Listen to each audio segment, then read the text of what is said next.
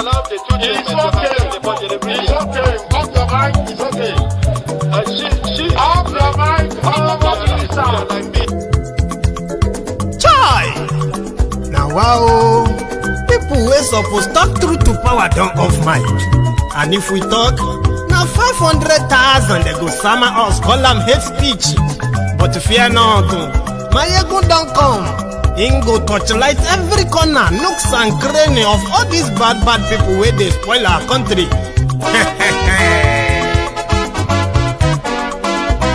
So my people make we laugh, yo. My ego don't come, yo. My people make we shout, yo. My ego don't come, yo. My ego don't come, man of the masses, yo. My ego don't come, yo. My ego politico, my ego don't come, yo. This one not the off in mind, my ego don't come, yo.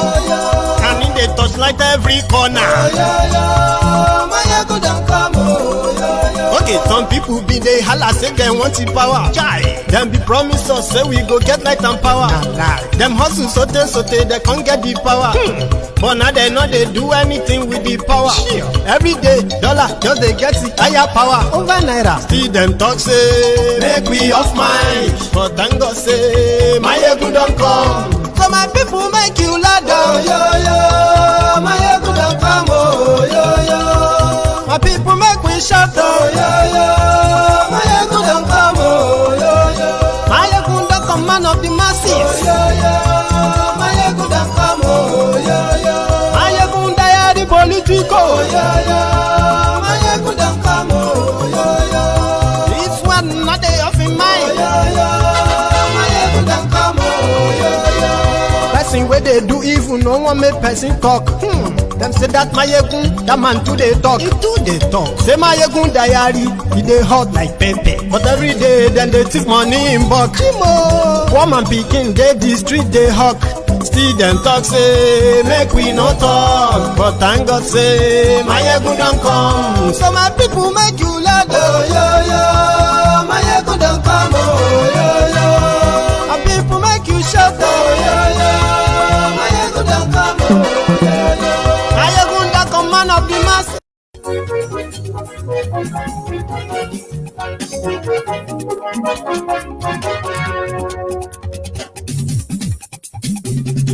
Hello there.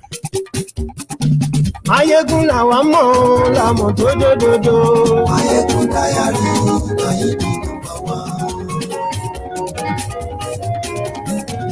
Mayegun la wa mo la mo do. Mayegun diary, Mayegun ti de o ọ̀rẹ́ ara yìí. Good morning to you, good afternoon to you, and good evening to you from wherever you are watching from. This is Mayegun Live. Gbogbo bó ṣe ń lọ ni Mayegun já wa sí. Mayegun diary, àṣírí ọ̀jẹ̀lú kì í kó níbẹ̀ o. Mayegun diary, Thank you so much for joining me from wherever you are watching from. Please share this broadcast. Invite your friends, invite your not so friendly friends, and tell them Mayegun today. Godfather is in Mayegun diary.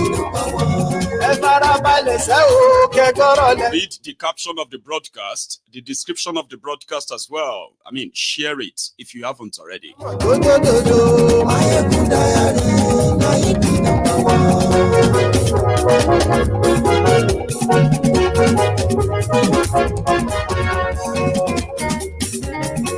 Ani esuraki Mayegun ti dé. Mayegun ti dé. Ọ̀jẹ̀lú esuraki. Thank you. Ani esuraki Mayegun ti dé. Lórí Facebook Mayegun ti dé.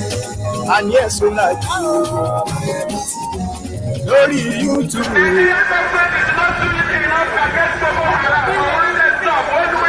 My name is Nnamdi Kanu, and the reason why we're here today is to protest the killing of innocent women and children, and men for that matter, all over Nigeria, especially in the northern part of Nigeria. We are not happy, we are not pleased with what is happening, and that is why we are here today.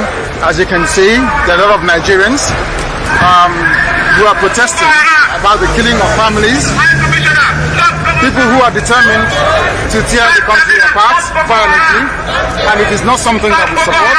It is not something that we would like to see continue, and we are here today to send a clear message to the Nigerian government through the High Commissioner that what is happening in the country is unacceptable and we cannot accept it. If that continues, it will lead to the violent disintegration of the country. There will be no more Nigeria for anyone to go to. There will be no Nigeria for anyone to refer to. In fact, what is happening in Somalia today will be like a tea party. So we cannot allow this nonsense to continue. Something has to be done. And the consequences of the actions of terrorism in Nigeria must be driven home to the people, so that even the terrorists themselves will be able to understand that there is no mileage in where they're going. The only thing they can accomplish is the breakup of Nigeria. If they think that they can cower people, if they think they can force people to be coerced into a religion which is not theirs, then they are clearly mistaken. We are asking for peace. We are asking for people to get together. We are asking for everybody who loves Nigeria, who is associated with that country, to please prevail upon terrorism in Nigeria so we can bring it to an end. That is why a multitude of Nigerians are gathered here today. Those of us in the UK are determined to work with the government for peace. We are determined to work with the international community for peace. But one thing we cannot stomach is a repeat of 1966. What is happening today in Nigeria was the reason why Nigeria fought a bitter civil war for 3 years between 1967 and 1970. If this continues, there will be another civil war in Nigeria. And this time around, no place will be safe in Nigeria. This time around, nobody will be safe in Nigeria. So it is imperative that everybody who has the interest of the country at heart acts now and immediately to stop this nonsense from continuing.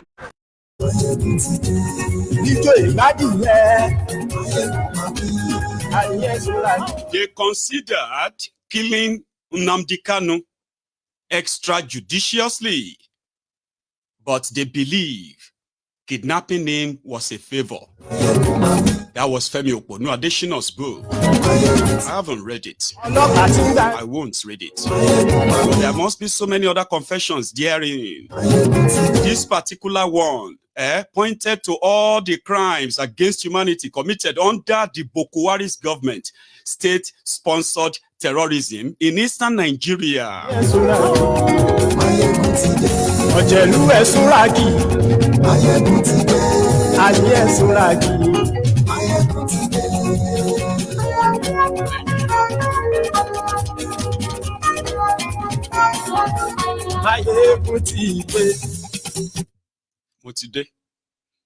So good morning to you, good afternoon to you, and then a good evening to you from wherever you are watching from. Again, this is Mayegun Live. Thank you very much for joining me to start with. And for those of you who probably have heard or seen this before now, you are welcome to us, discussing it. You remember that they usually said Nnamdi Kanu was just a noisemaker from the early stage, right? And then at some point, they could no longer take it. But from the whitewashing, worthless book that Femi Adesina published recently, there is something about IPOB also stated there. In fact, Femi Adesina confirmed that Nnamdi Kanu was a real problem for not just for Boko Haram, but for everyone around him, to the point that they considered killing him. Let's kill him. They used the military. Somehow that failed. Then they initiated international, sort of a worldwide assassination hunt of Nnamdi Kanu. Then he said at a point, they felt like, let's just kidnap him and keep him. Maybe that would discourage all these young Igbos to continue to demand for Biafra. Baba, they hatched an operation and a plan inside the asshole rock under Bokwari to kill Nnamdi Kanu. And why? I'll tell you. You know, a lot of Igbos today, in particular, and Nigerians in general, through the Nnamdi Kanu's broadcasts, the ones that they pretended that they were not listening to, until we realized that the establishment actually wanted him dead and anyone associated with him killed or jailed. Initially, when it was like it started, majority of the Igbos today that are now more interested in their position in Nigeria, and upon discovering that there is already ongoing Cold War, unwritten Cold War, that Cold War, right, that is putting a target on every person that is an Igbo, even if you were across across the Niger, even if you are not Igbo. There is this unwritten Cold War after the end of the genocidal war of 1963 to 1970. Nnamdi Kanu made so many Igbos themselves to realize that, wow, we never saw it that way. They started questioning their position in Nigeria, and every time they attempted it, they met a brick wall that started making sense to them that this is a systemic profiling. It is there in the system. Nobody can explain it. They can give you different excuses. So why they hate the Igbos, why the Igbos must be this, why the Igbos must be that, because it is systemic. A lot of Igbos discovered that, and they felt, they started kind of realizing that they are better off without Nigeria. A lot of them felt so heartbroken, like, while others felt like Nnamdi Kanu was misleading the young people and it could lead to another war. Igbos, so this is not like outsiders now. I'm talking about Igbos who felt personally at the early stage that Nnamdi Kanu's messages will only get the Igbos, especially the young ones, angrier at Nigeria. And the more angrier they get, there is likelihood that they are going to pick up arms and decide that they want to leave Nigeria. And in fact, complete what their own parents couldn't do or complete at the time. So there are Igbos who feared that. So therefore, they automatically became enemies of Nnamdi Kanu and anything like POB. They called them different names. And these were the willing tools in the hands of the likes of Bokwari to stage the state-sponsored terrorism of 8 solid years in eastern Nigeria that still continues to today. Thousands of young people have been killed. A lot have disappeared. Many are in jail as we speak right now under bogus, scrupulous charges. Systemic profiling. So it worked for a while. And then Bokwari started failing. Bokwari's jihadism, tribalism, bigotry, they started manifesting. It became so obvious that it wasn't hard for Nnamdi Kanu's message and messages to travel far and beyond. Surprisingly, that was just a few months after Bokwari took government that they felt offended. By December 2015, Bokuwari's government kidnapped Nnamdi Kanu in Lagos. They were now looking for what to charge him with. Terrorism, sedition. They shall found all kinds of things they could charge him with. Eventually, none of them could stick. But they got a good reason to now mobilize the Nigeria military, DSS, and other murderous agents in uniform to eastern Nigeria. Not just that, across Nigeria, Igbo businesses continue to take serious economic policies, harsh economic policies that continue to destroy and affect their business. This is like systemic. Every time that Nnamdi Kanu turned his camera on, more and more unbelievers, they were tuning in. They just wanted to understand Nigeria. And that was how his messages traveled even beyond Igbo land. Beyond. And that was the real threat they didn't tell you. Apart from finding an excuse of killing the Igbos, using Nnamdi Kanu's messages and positions as an excuse, they were worried that if the way this guy was going, it won't just be the Igbos that are going to turn out rebellious. Young people in Nigeria, they started tuning in, listening to understand what was really wrong with Nigeria. A lot of them were so surprised that did that really happen? Are you serious? Did that happen? I never knew that. Oh, I was never told that in school. As old as I am, I didn't know that. This was about 8 years ago. Prior to that, 4 years before that, 12 years ago, is already been sort of, encouraging all these young people, even beyond beyond Igbo land, to see Nigeria for what Nigeria truly was. But what did Bokuwari government, what did they do?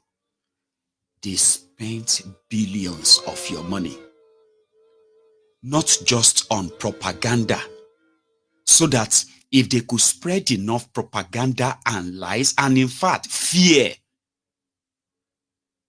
That failed, though, by the way. You know what I mean? If they could spread enough fear and worry, even Igbos themselves, they will reject Nnamdi Kanu. It partially worked, because I remember when this guy was in the US and he called all the Igbos in the US into a room. And he told them, just like a prophet, he said, the war is coming. It's a jihad. They will come for us. It's to take our lands. Our people are going to be killed. And the government of Nigeria will watch them. Everybody will be asking, government, eh? There will be no government. You will be watching them kill you. This was like impossible. Something that, especially for Southerners, the Igbos, it was impossible. What are you talking about? How could Fulani come to Igbo land? We don't even have anything to, it's never going to happen. 10 years ago, before Bokuwari, the terrorist, and the rest of them. 8 years ago, rather. Do you know that by the time the Fulani terrorism that people didn't kind of see coming, I believe, but this guy saw it coming. He was mentioning Fulani armed terrorists. Fulani armed terrorists. How could you call Fulani terrorists? They are just herdsmen. What is wrong with this guy? He just want to create enmity between the people and the Fulanis. What is wrong with this Nnamdi Kanu? These guys are just with their cows. They don't make trouble. Omo. The same thing that is giving many of you, the same Fulani terrorists that have now sent thousands to their early graves. The same Fulani terrorists that have kidnapped thousands, collected billions in ransom. 8 years ago, Nnamdi Kanu was like a madman saying something that was totally impossible. He was in America. He said, we need to raise money and mobilize our people so that they will be ready. We need to buy them weapons. They thought he was preparing for war. for asking for referendum. It worked, though. I'm not saying it didn't work, but I am just kind of telling you how the system, with their own agenda, played a lot of you only for everybody to end up in this state today. Everybody is now asking, how can we need to defend ourselves. People need to defend themselves. A lot of you 8 years ago called Nnamdi Kanu a madman. Their propaganda worked on you for some time. Today, you are now asking them to allow you to carry gun. That was what he went to America to do.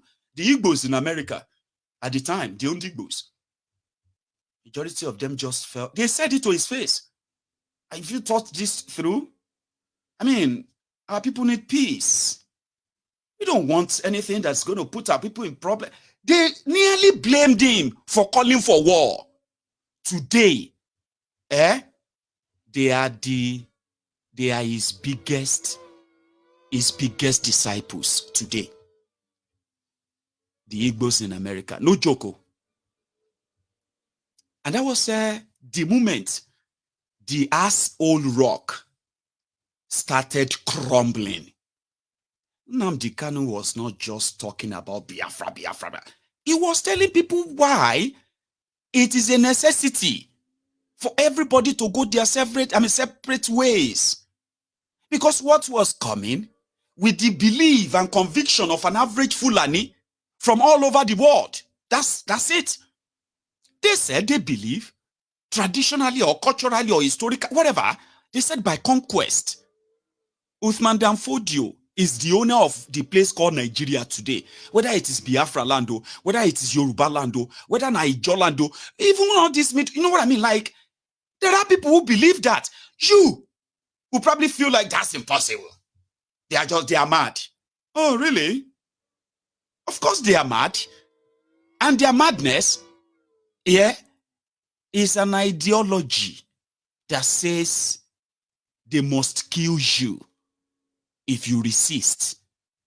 And the likes of Femi Oponu Adesina, they were in on it. He was also gaslighting the citizens at the time.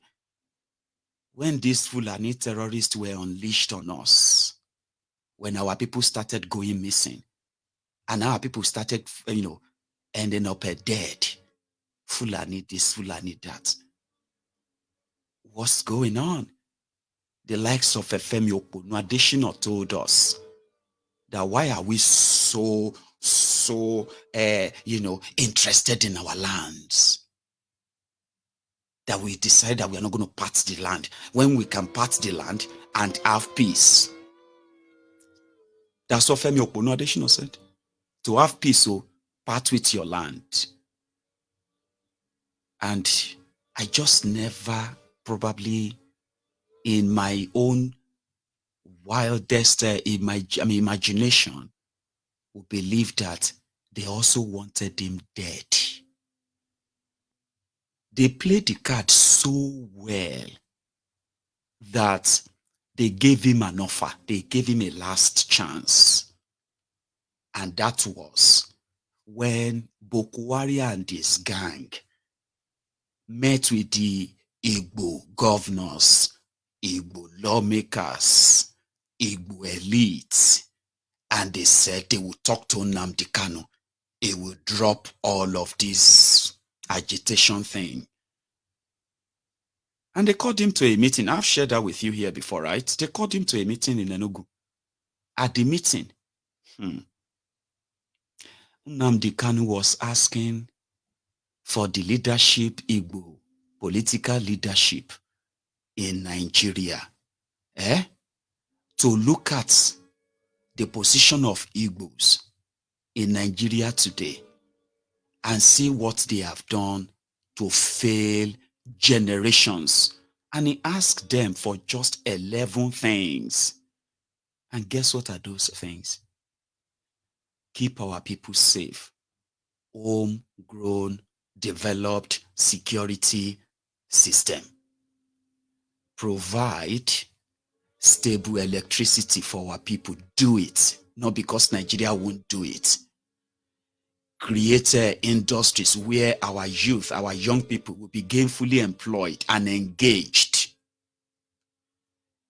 At least invest in real, true people's-oriented infrastructures in Igbo land that add values to the lives of our people and attract real investment to our region. He asked them that.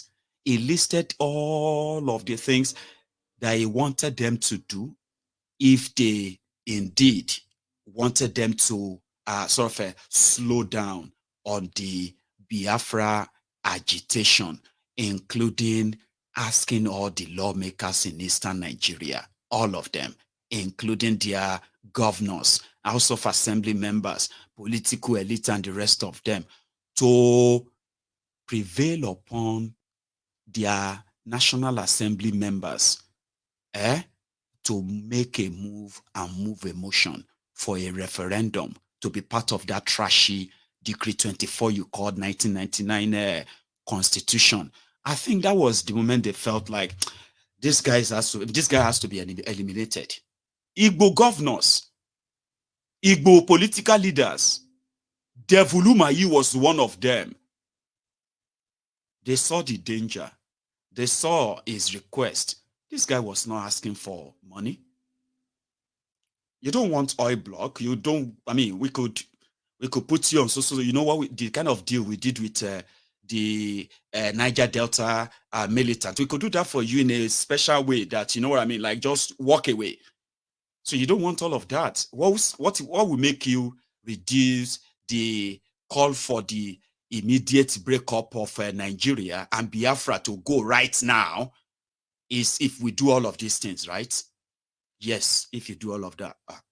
We don't have any plan of doing all of this, so there's no plan. So they reported back to Abuja.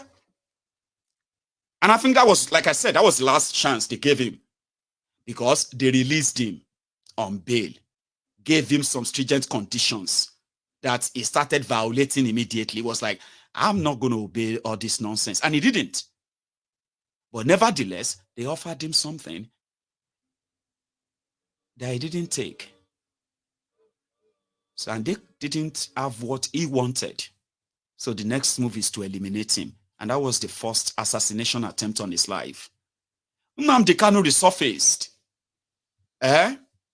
about 2 years later. And this time around, he resurfaced with a banger. The one that finally got under the skins of Boko Haram's handlers. The one that continues till tomorrow. That is that Boko Haram Abina Jibrin Ali-Sudani. According to Femi Oponu Adeshina, you see that thing that you were all laughing at?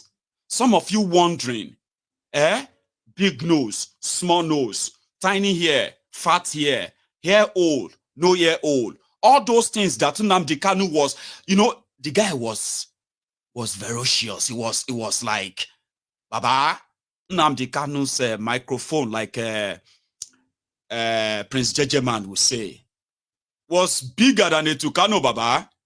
The guy was everywhere. He was matching them propaganda for propaganda.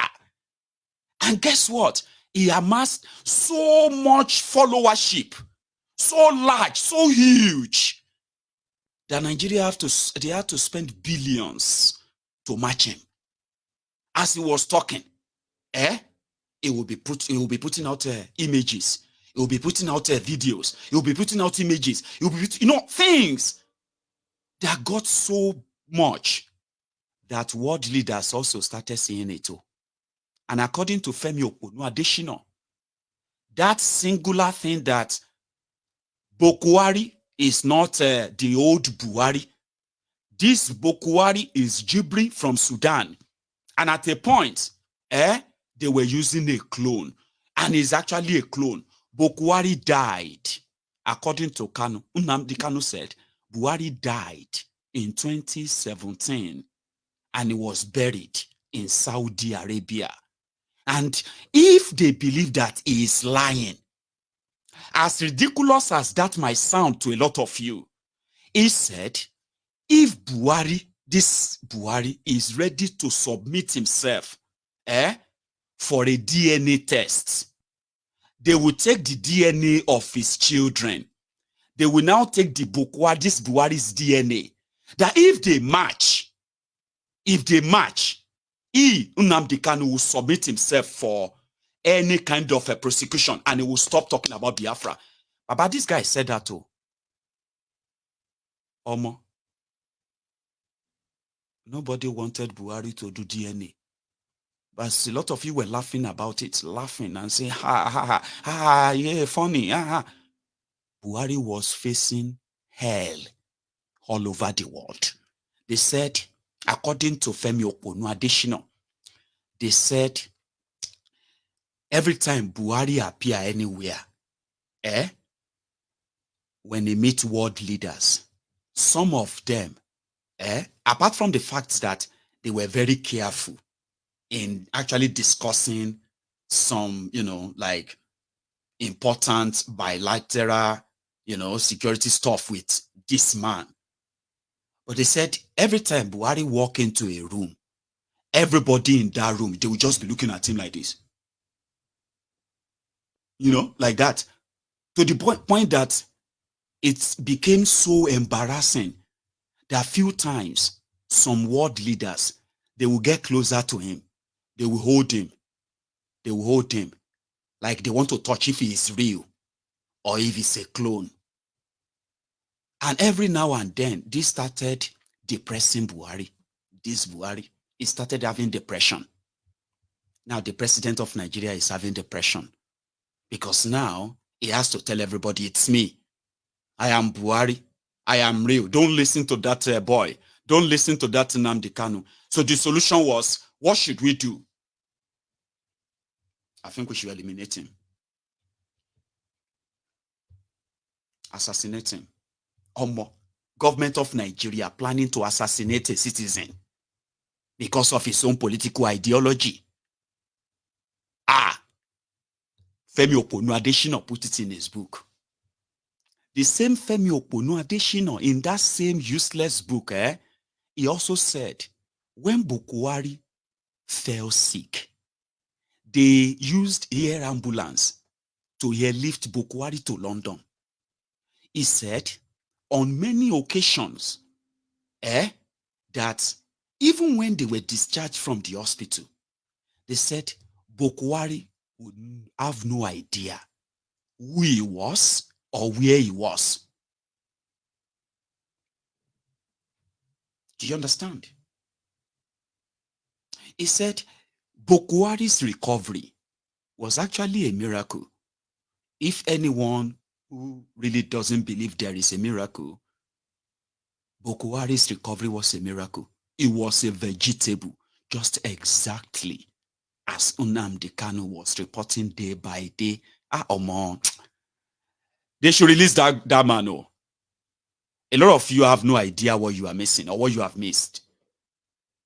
You know what I mean? His words, they were like blades. A lot of people hated him just because of the way he talks. Not because of what he says. If what he says are true or they are lies, if they are facts or they are not, they are not after that. They just don't like the way he talks. Because when Nnamdi Kanu talks, sometimes you feel like he's talking to you directly, like it's you, go, go, go, go. And you know where he will call you? See you, mumu, idiot, idiot, foolish man, foolish you, foolish. You go there, agree, say, yes, yes, I've been very foolish. He was very powerful. His words were powerful. They were like blades in the heart of a lot of people who despised him. Ask them, why do you not like Nnamdi Kanu? I just don't like him just because of the way he was attacking churches. Attacking churches. He's attacking Yoruba. He's a bigot. He's always there attacking all the Yorubas. He's always blaming Yorubas or blaming Hausas or blaming No. He was blaming your leaders and those of you who are their enablers. There is no difference today. So if I call your criminal leaders criminals and you jump there and you say, stop insulting our leaders, and I'm like, who are you? You say, why are you insulting the Igbo leaders? Oh, you are one of their supporters and enablers, Abi. You are angry. that the criminals in your own tribe or your own ethnic nationality in Nigeria is mentioned, you're angry. Oh dear. Oh, you are sad because your pastors, your fake pastorpreneurs, and their business centers, they were focused on because they are Yorubas. Oh, because they are Igbos. Oh, because they are Hausas. Come on, man. Go outside and touch the grass. When you look at those who destroyed Nigeria today, you will see them from every ethnic nationalities. The same way he called out all your criminal leaders. He's insulted Tinubu. Abulori Brukuni, I insult Tinubu all the time. It's not even an insult. It's just stating the facts. Abi? Hopeless Uzodijo is from Igbo land. I talk about him all the time. Probably you laugh. And when I talk about the jihadist terrorist sympathizers from northern Nigeria, I am talking about your leaders. If you begin to defend them, then you are a terrorist. So when I talk about your criminal pastors, Abina Imamu, and all those religious criminals who are manipulating you, brainwashing you, all to kind of control you for the bigger ones, the ones that are the politicians. When I talk about them, why did you not take offense? And say, why is this Yoruba boy always abusing our Igbo leaders? Why did you not take offense? Because back then, it was easier for the rogues and their propagandas to get to you until a lot of you realized that you are all victims. All of us. That was Nnamdi Kanu's message. He's always attacking Yorubas. He's also attacking the Igbos too. Yeah. And he's addressing those of you who are comfortable with the status quo, the comfortable slaves. And he knows it's everywhere. I don't like him. It's going to make people not to like Igbos. No. Just say you don't. And you are part of the people who are working on their own deliverance too. Bokwari was cloned. No, he wasn't cloned. Why would that get you so mad that you have to sit in the seat of power of a country? The supposed giant of Africa, biggest black nation on earth, and all other blah, blah, blah nonsense they have told you.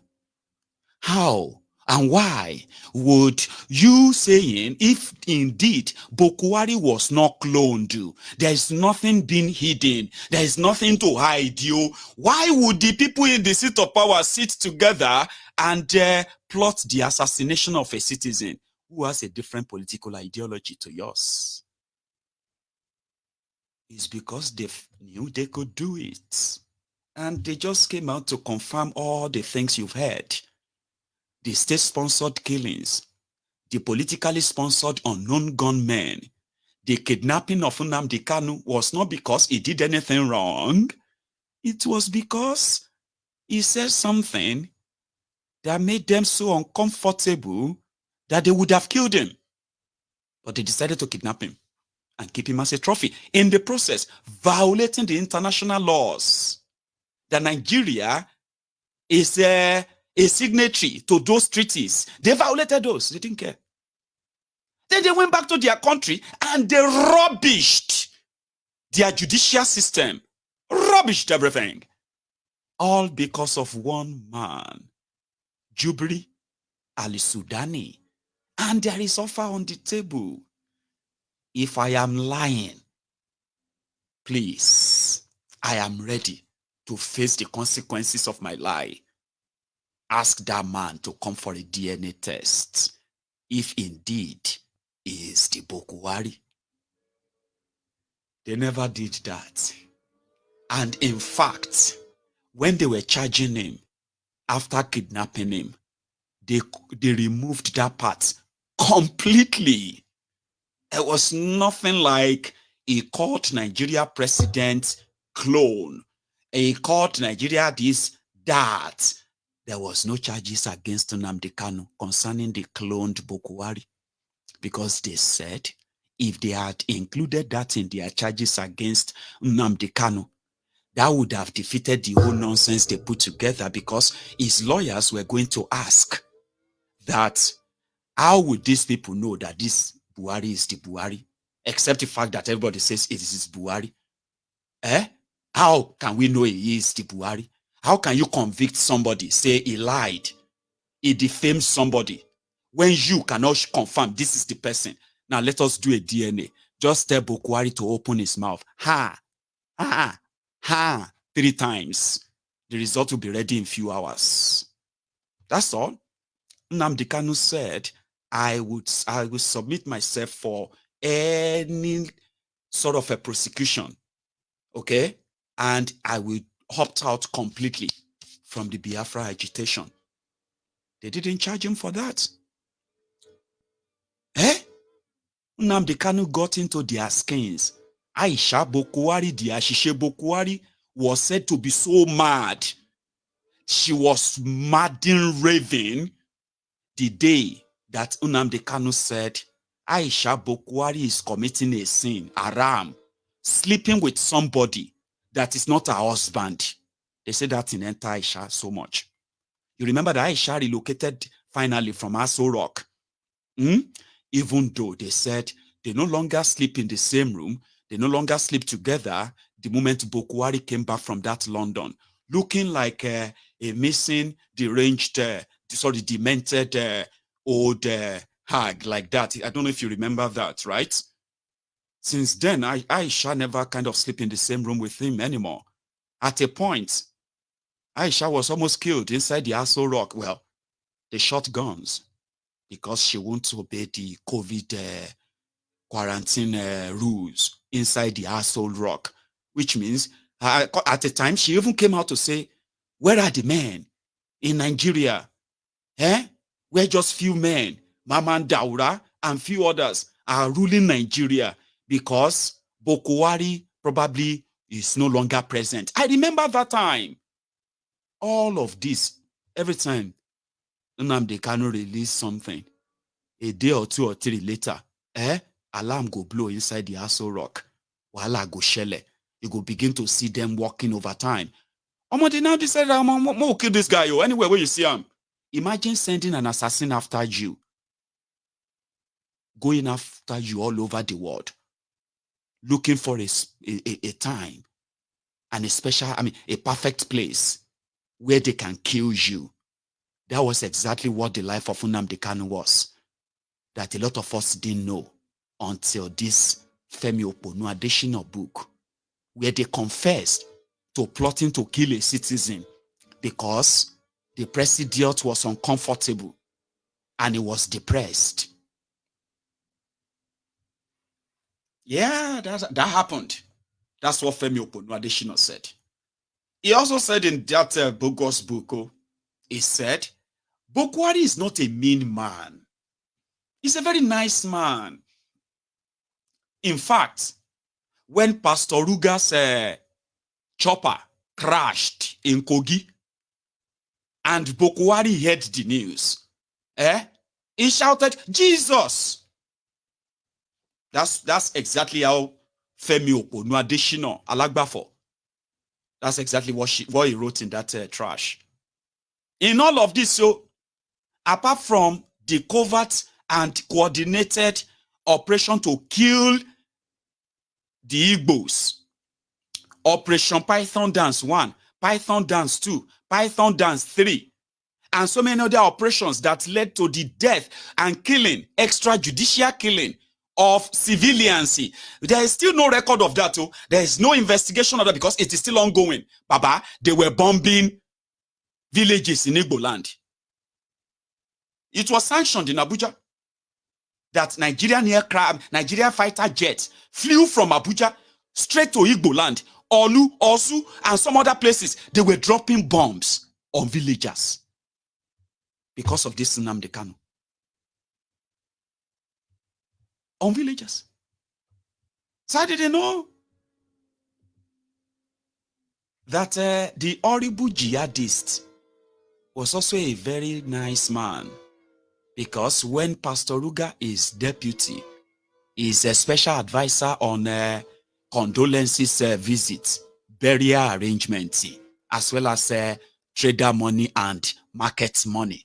Pastor Ruga Ikene Shatabandu, the Agboworin Baba Oja, Oshunbade, they said when his shopper crashed in Kogi, where he was there to share money, the shopper crashed, and when Bokwari heard the news, according to Femi Okpono Adesina, he screamed, Jesus!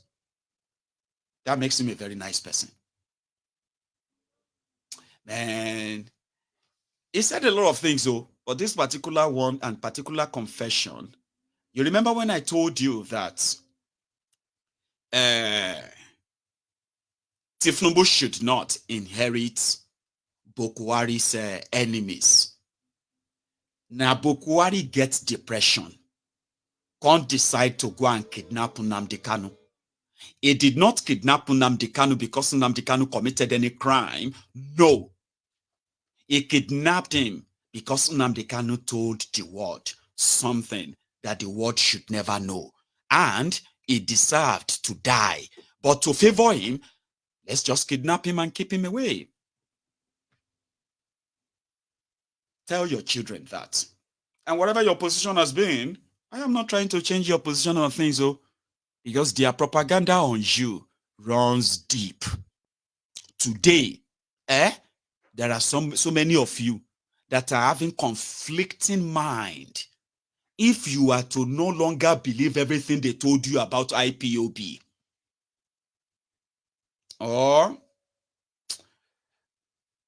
maybe not some of them, you are now kind of twisted inside. I know they spend so much that they paid lobbyists over $1 million in America to lobby the American Congress, American government, to help them proscribe IPOB as a terrorist organization, so that would then give them the green light to kill and kill and kill as many Igbos as possible. And that would be under the fact that America would know, America would have sanctioned it. But that was when I saw the statement of accounts of the IPOB worldwide. Nnamdi Kanu could have been a multi-billionaire. I swear. People who became his disciples and Biafran, campaigner and adherent today, they never used to like him. But Nigeria helped him to prove him right to them.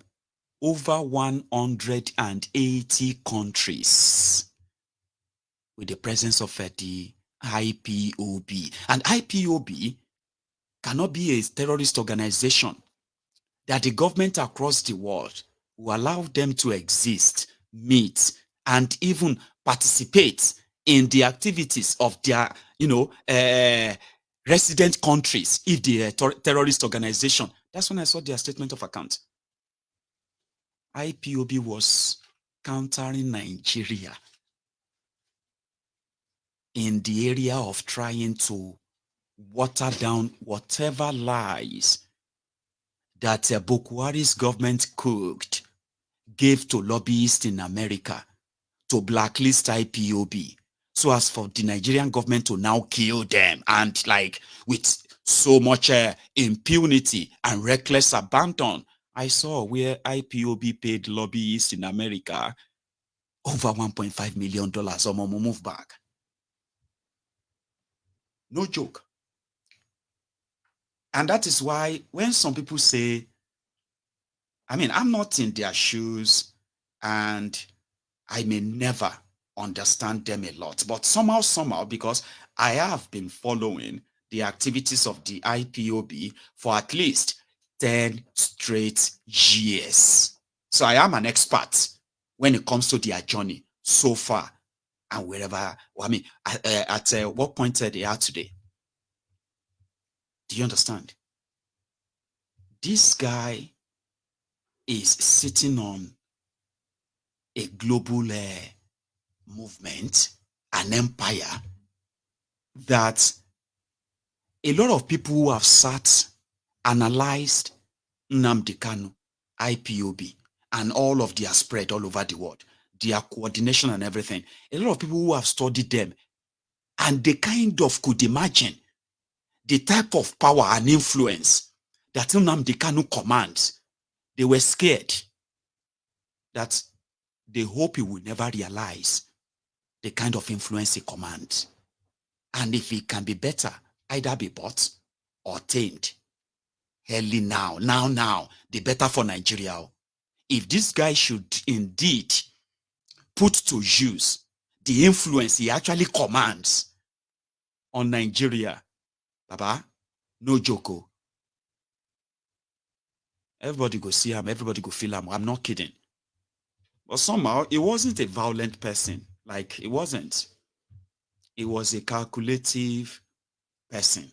He knew the journey he was, the path he was taking the people was a path that when the time arrives, they will be so good enough, knowledgeable enough, intelligent enough to lead themselves out of Nigeria with or without him. While others were thinking he was probably going to just give an order that all the Igbo governors should be terminated. All the political leaders should be, because he had that much influence. And it wasn't just online. You remember this our favorite song? This was one of their meetings in Igbo land, where Nnamdi Kanu, even after the military killings and attacks and kidnappings and all of that in Igbo land, they were still resolute.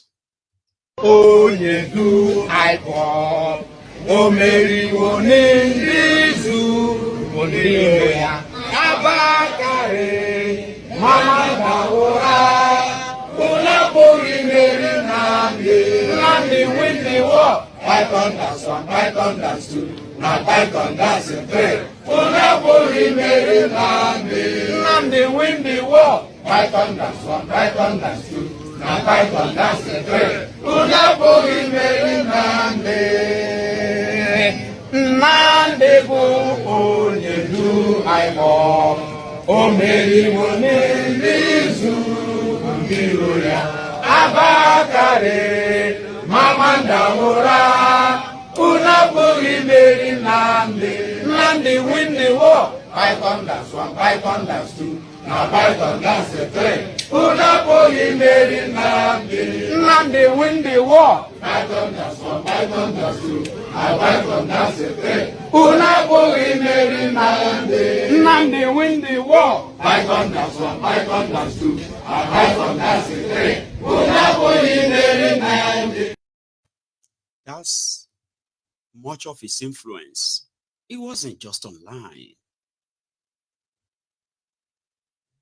So when some people tell you that Nnamdi Kanu is like a savior, somebody who happened to be like an umbrella that is sort of shielding a lot of Igbos in and outside Nigeria from the true intention of the ruiners of Nigeria towards you. So a lot of people believe that for his time, that he came during the right time to alert the Igbos, to be aware of what is going on around them, not just to be conscious of it, to also be prepared and be ready to stand up and stand firm when those things could no longer be hidden anymore, that they will come face to face and face you. You would have to drop all pretenses. You would have to drop all cowardices, right? You would have to stand up and say, yes, I am Igbo and I'm proud. He made them be like that. I mean, be like that. And he was never kind of interested in anything flamboyant, anything personal. I mean, he could have been a billionaire if it was for people of today and all that. They could have made a lot of money. People were ready to give him their money. The same money he asked for about 10 years ago in America, they were giving them now that they can see. So they wanted him dead. And today is locked up. And on the 15th of December, the Supreme Court said the withdrawal of his bail application was wrong. So which means he shouldn't be in any detention, should be free and walking free right now. Even if they still have any case against him, that they should go and try that. However, they've not obeyed it because the same Supreme Court hasn't even forwarded the case back to the appeal court or whatever. It is the system. Now, we can tell that Tifnubu has inherited Bokwari's supposed an imaginary enemy. Okay? And this might be a clarion call on all of us to remind us that, see, Bokwari's terrorist regime could have failed in killing Nnamdi Kanu or changing their mind that they just, I don't want you to feel relaxed for any reason that Tifnubu's government may not want to kill him. Sure, you understand now? So if their system continue to hold him, and there are many ways you can kill a man, denying him his health check, access to his own medical doctors or medical personnel, denying him his praying time, torturing him, and so many other things like that they could do to worsen his health and all of that. So if anything happened to Nnamdi Kanu now, it won't be Buhari. No. It's going to be Tifnubu. And I hope a lot of us are going to be really prepared for the backlash of that. Now, that would take me to Abuja again. Okay? But this. How many times would they tell you before you know that Nigeria is not for you? Ah! Now they never leave you. They have left you behind. Photo. Not be juju be that. Sorry, oh. May God not allow them, make them kill you. Nigeria is not for anybody. Even though that clown, Asari Dokupik, right? Himself, a traitor, a betrayer. And it's unfortunate. And that's what Nigeria kind of represents in any way anyway. So yeah. But let's go to Abuja. Baba, you see that story of the girls kidnapped in Abuja? The Nahibas, the Najibas, and all of that, right? They killed Nahiba, but they freed Najiba and the other girls. And they are back home. Their father, who spoke with the Arise News, by the way, yesterday, shared this experience. And according to him, they are kidnappers. They are Fulani terrorists who speaks Hausa and Yoruba, at least to him, while they were kidnapping them. He relayed the scenario, and I'm glad that you are here today. This is also the legacy of Bokwari of 8 years in Nigeria. The one that Femi Oponu-Adeshina is doing his best to whitewash. Is not going to happen. Now, listen to this. So, this victim is a Yoruba after all. This family, they are Yoruba after all. So, they said the consequences of bad leadership is like a stray bullet. It doesn't discriminate, and it can hit just everyone, anytime, any day. And in this case, when Nigeria is happening to people, it also doesn't discriminate. Everyone knows what Nigeria has taken from them. But for this family, they took the life of a girl, innocent girl, a supposed civil servant who worked in Abuja. And from what we heard, he just moved to this new property. And then the terrorists came. He thought they were armed robbers. He lost his daughter. He lost his brother. And at the end of the day, he paid ransom. Baba, Mo, go listen to the Nahiba's father. And I probably, if you haven't seen this video, I am going to warn you ahead to kind of, it might be a little bit emotionally kind of, engaging, right? So please be prepared. This is the father of the 4 girls that were later released after the payment of 100 million naira ransom. The story. 7 o'clock from town. and moving straight to observe my evening prayer, that is the Maghrib prayer. And thereafter, I think I sat down at the sitting room there just for me to relax. Then thereafter, I observed my Isha prayer. After observing the Isha prayer, I was not feeling too okay for me to take my dinner, so I was feeling very weak that day. I now asked my daughter to prepare a small pap for me. So thereafter, I took the pap. I couldn't even take it. So I went in straight to the bedroom. I was just relaxing, pressing my phone. I was telling my wife, I'm not strong. I don't know what is happening. Then my mood is not okay. So after some time, I dozed off. So the next thing I heard around, the noise was just coming. I said, who is banging the gates? And I asked them, because my children were in their various rooms. I was like, who is banging the gates? Who is knocking? This one is not knocking, they are banging it. They said, they don't know. I stood up. And I came out. It's an uncompleted building anyway. I just fixed about 3 rooms there just for us to move in. We're moving not up to 2 months now. And so I came out. I went straight to the sitting room, the main sitting room of which we're still working on, to check. I peep from the window and I sight one man standing by the main gate. Just from there I noticed this armed robbers then. So I haven't sight then. I've already made up my mind as well. If they have come, there's no problem. And I notify my wife that it's like they're armed robbers, so it's like they have come. So I went straight into my bedroom. My children too have already locked up their rooms, in their various rooms. I went in straight to my room, switched off the lights. My wife rushed to the bedroom, we switched off the lights. I picked my phone, trying to see who I call, neighbors around. My memory was like, who do I call? I was confused. But along the line, when I reorganized myself, I was able to pick myself up and say, let me call my brother. And I called my brother. And I said, Abdul Fattah, where are you? I said, there's problem. We are being attacked now. I'm robbers, thief, like that. Within 15 minutes, I called back. He said, bros, I'm close to you. I said, okay. So I was a bit relaxed.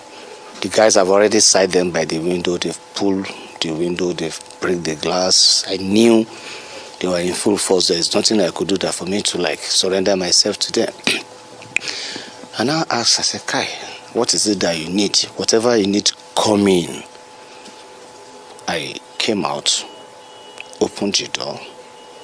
One got me and asked me, Inagudi. I look at him, I don't have money. But if you see anything here that is good for you, pack it at a Pideshi. He look at me. He search everywhere. I notice they were looking for money, checking some things like that, of which they picked the things that they thought probably they could go with. I was just looking at him. Coincidentally, I think there was one rope that I use inside the compound at the back there. He picked the rope from my room. The next thing I saw him coming out was to tie me with that rope. I knew, well, I'm the suspect. I gave up. I said, okay, let's go. He now marched me out from my room to the balcony in my room, and then my children too. They've already break the door. They've used this long jigger in my compound. They pick the jigger from my compound. They break the door. They've get their entrance to my children's room, march them out like that. I saw my children, myself. I said, okay, let's go. Their intention was to lead us out of that community to the main road that goes to Veritas. So I was having the confidence that at least between that time, is that the police will come or the other security people will come that will make them to leave us and run away. When I noticed my brother was driving in, I was happy. He was the one that actually lead the police to my community. So when I sighted this guy, I said, Kai, this guy, as at that time, they had already positioned themselves again. When they said that they were coming, they didn't know who was coming, but they saw the police light on. So they knew quite all right, these guys have come for them. So on seeing that, I said, Kai, there's nothing I could do. And I tell my children, I say, relax yourself. You know, I said, all of us should lie down. And I tell my children, I say, just go down. Myself too, I hide myself on the floor. Just from then, 3 of them up went to, there's a building not far from the main road. It's fenced. There's a gate there. They went to that building. About 3 of them were trying to gain entrance to that building. I was seeing them using harrow and all sorts of things to break the security lights so that people will not see them from a distance. So they break all the bulbs outside, the security lights outside, trying to climb the gates inside. So it was then they start to exchange bullets. And I saw my brother that he wanted to drive further. So he didn't know that they were close to that house. So the next thing he did was for him to reverse back, which the reverse that he did, I believe they must have shot him. So the police vehicle too got stopped. So his reverse could not go back. So they were all exchanging with themselves. So after a few minutes, both of them stopped. I think the police stopped. They can't advance further. And I said, Kai, they must have injured my brother or injured the police. For the police vehicle not to advance further, meaning that they cannot withstand this guy. 7 o'clock. That's just first part. I mean, the first part of the story. Or you were following, Abby? I know a lot of you were glued there. He couldn't call. There is no emergency police number. There is no emergency estate security number. They were new in the place and they thought they were being attacked by armed robbers. They didn't have much to give. They had no money, but they were all ready to offer whatever is valuable, that is valuable to them in the house. But the terrorists were not interested in whatever they have in the house. It is them. That's why I said it's the first part of the story. The first person to call was his brother, to tell his brother, I'm in danger. My family is in danger. We are being attacked by armed robbers. The brother probably quickly jumped in and he was able to convince a truck of policemen, maybe about 4 or so of them. For some reason, they were not anti-armed robbers, like the SARS or something like that. I don't know. Anyway, this is where I saw it. His brother walked straight into the dangerous, deadly trap of the terrorist, and he became the first victim. The exchange of fire, a civilian leading the police. What did that tell you? What did that tell you? Now you go lead police. Anyway, FCT Nigeria, there was no a direct police emergency number. At least maybe he didn't know that. Meanwhile, it should have been something so easy. In the UK, it is 999, Abi, emergency. It gets away that if I tap this my phone, in the UK, you see this phone, if it is locked, right, and I tap it in a way that like 3 times, okay, it is going to call the police automatically. That means I'm in danger or something is happening. I don't even have to call the police. So in Nigeria, the Federal Capital Territory of Nigeria, where you have all of your powerful people, with the place where they took a loan of what was that loan again? Yeah, they took a loan of over 400 billion naira for $40 million, I've been an $80 million loan to put CCTV all over Abuja. The project, the money down the drain. But residents in Abuja, living in the Federal Capital Territory, they have no direct emergency number to call to get the police. And once the police, the police are called, they also don't really have any special squad except the day that you are organizing rally or you are organizing protests. You will now see all of the machines. I'll be like, Nigeria police get all this equipment. I say, yes, now. Nigeria police get, then get all this gear. Yes, now they do. How come they use them to stop armed robbers or kidnappers or all these people? These are correct. Why are they not using them? Because they didn't buy them to defend you. They bought them to tame you. Anytime you want to get out of hand, that the way they are treating you, you are not comfortable. You will see them bring out all those things. But when you are under attack in your estates, they will bring one pickup and you will lead them. And then they will shoot it, like Nollywood. And before you know it, that was how they killed his brother. His brother was the first victim. And that was the beginning of their journey, trekking into the deeper jungle in that same Abuja. 6 hours trek. Let's listen to the other part. Legacy of APC. Egbekegbe, the legacy of Boko Haram in Nigeria. Here. Not to advance for the minute. Do you mind me asking, right? We are over 2,000 as usual on YouTube as we speak, right? And I just want to remind you, okay, if you haven't really liked the broadcast, you can leave the comment section, okay? Let's take the offering to 1,000 or 1,500. Shall we? Please. Thank you. Not to advance for the meaning that they cannot stand these guys. So thereafter they've been able to recoup themselves and get their strength that they have injured these people. They now ask us to stand up, go back to the village, take another route to get out of that place. The ransom, how came about the ransom? Particularly the demands. Have they made any demands when they contacted you? I was at their camp when all this ransom of a thing was coming up. That night that we went through the bush, it took us like 8 hours, 30 minutes with my children. I was not wearing any slippers. I was wearing knicker, my sports wear with t-shirt like this. So, as at the time we were going inside that bush, one of them tried to make a friend. I was trying to make friends with one of them. So, Aboki, Zona Dalla. That one was not trying to, in the sense, I speak Yoruba. So, I was just trying to communicate to me in Yoruba. I was like, come now. What do you need? What do you need? Don't treat me like this, please. What do you need? And I said, Lowo, you have money? You have money. But you low, but you move. Wallow.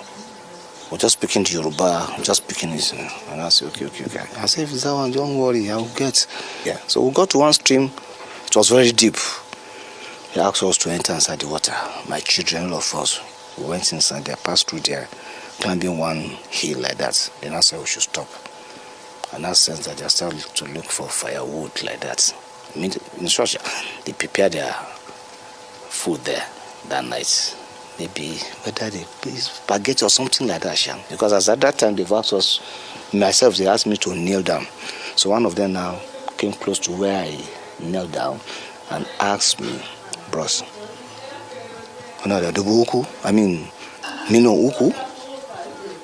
I said, where do you want me to get 3 million? He gave me a slap. Another one came again and gave me another one. Like that. The one with his gun hit me at my back. And I said, okay, no problem. We end that talk. After they take their food, they asked us to relax for like 30 minutes. We now went back on another journey. So another journey, that's maybe second lap. So I'm getting to another. It took us about 3 hours again, if I'm not mistaken. They asked us to stay in one bush, lie us down, that we should sleep. Of course, I enjoyed the sleep. Just maybe 30 minutes like that, inside bush, grass like that. My children too, some of them that carry maybe their night wrapper like that. They managed to cover me with their own. Daddy, come, let's cover you. We did that. So after 30, 40 minutes, they asked us to stand up. We now begin the final lap. So the final lap, for us to get to the main camp, where their camp is, where their leader is, there's a big stream and one big mountain like that to climb. So they asked me to cross with two guys with their rifle following me. The guy that was holding my hand, the rope was still inside. He was controlling me with the rope. So I followed him. And I looked back to check my children at the back. I said, Kai, 6 children. Where are they taking me to? I hope they are not going to kill me where they are taking me to. I just saw more courage and asked that guy, I said, oh boy, Nibolanlo, where are you taking me to? He said, bros, Baba, don't worry now. I want to go and meet her. I said, I'm feeling cold. He now asked the guy to give me they picked one duvet for my house that night. So one of them used it to cover himself up. And I said, I'm feeling cold, I'm not okay, I'm not strong. That I'm not strong that night, I'm on medication. He now pleaded with one of his colleagues, said, you should bring that duvet for me to cover myself with. So I used that one. I was going. I didn't see my children coming. I was like, what is happening? And I said, what of my children? He said, Baba, they will come. They will come. What are you doing with my children? He said, Katabi. Just shouting on me. I said, I'm not comfortable. I want to go back. He said, no, you cannot go back. After 30 minutes, I sight my children coming up. So when I sat there, I was happy. And that's why they now assemble us again. So the guy that was telling you I tried to pick as friend was like to lecture me, bros. I'm a Bogawanisi. Just cooperate with Oga. So Oga will release you so that you go and look for the ransom. I said, okay. I said, come, but I don't have money. I'm a civil servant. He said, I'll go and leave that one. Go and look for the money. I said, I'm a civil servant. I just moved into that house not up to 2 months. My children, I had earlier explained to them that if they see the parlor there, nothing is there. There's just the room that we managed to enter. Not up to 2 months. We have been staying in a rental apartment for long. They asked me to go and sit down, relax, of which I did. After a few minutes, they called me that the leader wants to see me. The leader seeing me was to ask me, Zona, I've seen their stick in their hand. I knelt down in front of the leader asking me all those questions about Megidaya. I said, Lapialo. He said, do I know where I've come to? I said, I know now. Okay, soldier ni? I said, me, I'm not a soldier. It was just to know where I said, I'm just an ordinary civil servant. The house you see me staying there is for my brother. He just asked me to come and occupy the place. And it's not yet completed. He said, okay. One came from my back again and use his boots to hit me. He now started to negotiate. He now asked me how much can I offer. I said, I don't have money, but I can look for maybe 2 million to come and give you, or maybe 3 million. That's how we started. He said, I have not talked. I should count my children. I'm talking of 2 million, 3 million.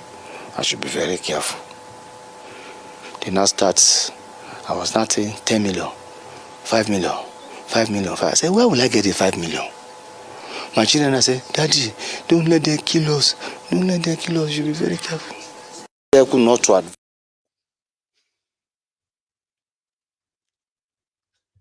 I mean, I can only imagine as a father, what that moment to feel like for him. And at the end of the day, they kind of told him that we have to pay 100 million. 100 million on each child. Plus himself, it would now be 700 million. Yeah. But they ended up paying 100 million, as we were told. So if you want to watch that full interview, go on to the Arise News on YouTube. You can watch the full interview. I just thought it's ideal to let you see that as part of the Boko Haram's legacy that they are trying to whitewash with that nonsense book. I mean, was it not the same Buhari that they told you was coming to fight Boko Haram, but at the end of the day, you were left not just with the Boko Haram ISIL alliance, the ISWAP. You now have all kinds of Fulani terrorists who have territories all over Nigeria as we speak, especially northern Nigeria. So, you remember that Atairu guy who died, who was appointed the chief of army staff by Boko Haram, then sort of died in plane crash and all that, right? Well, there is this someone, Alfie or something, Alif or Alfie or so, who happened to be a member of the team that were supposed to be saddled with responsibility of ending Boko Haram under Boko Haram. Then, when they were working to capture, to unmask the sponsor of Boko Haram in Nigeria, including in government. Things took a different turn when they were about to actually unveil the ones they discovered as sponsor of Boko Haram, the verified one right there in their government. The conspiracy twisted, and the hunter became the hunted.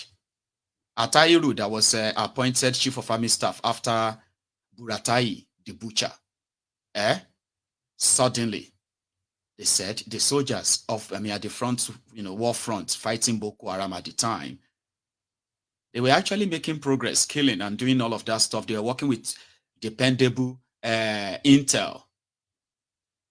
Then something happened. Atairu got involved in a plane crash. The plane crash that was ruled as an accident. Somebody said, no, it isn't an accident. In fact, there was no plane crash. According to him, Atairu and few others, they were actually thrown out of the flying aircraft, and their bodies burnt, mangled. And that is why they never allowed the media to get closer to the place. You might have seen flame. You might have seen something burning, like, oh, what's that? That must be aircraft. You know what I mean? Like, so he was arrested for it. He was arrested and he was detained for 64 days by Boko Haram's government. His report, their investigation, the investigation on who killed Atairu and what killed him, and all of the cover-up, everything happened. By the time they released the guy, he was useless to them. Whatever information he thought he had were no longer useful. Now, that same guy has written a letter to Tifnumbu Kolu, asking Kolu to investigate that crash, and he was kind of stating few things he knew. I will read some to you. Let me read some of them back to you. Let me see if I can share my screen so that it can look a little bit more like we are all reading it together. It's a segment of, his letter, not problem, you know what I mean? So give me a sec. Now, like I said, Atairu, yeah? I'll show you his image in case if you have forgotten. It didn't last. This guy, he was appointed as chief of army staff, and they said they were investigating. So now they said that his death is linked to terror financiers, retired generals, Locklin Bell, right? Now let's quote him. For example, he said, Atairu, let me go quote him. He said, the ill-fated crash involved the Nigerian Air Force NAF plane. It occurred near Kaduna International Airport in bad weather. They said bad weather, right? Not accident or something like mechanical. Anyway, those are the people who died. He said, Atairu, one of the victims, was on his way to Kaduna to attend a passing out parade for army recruits.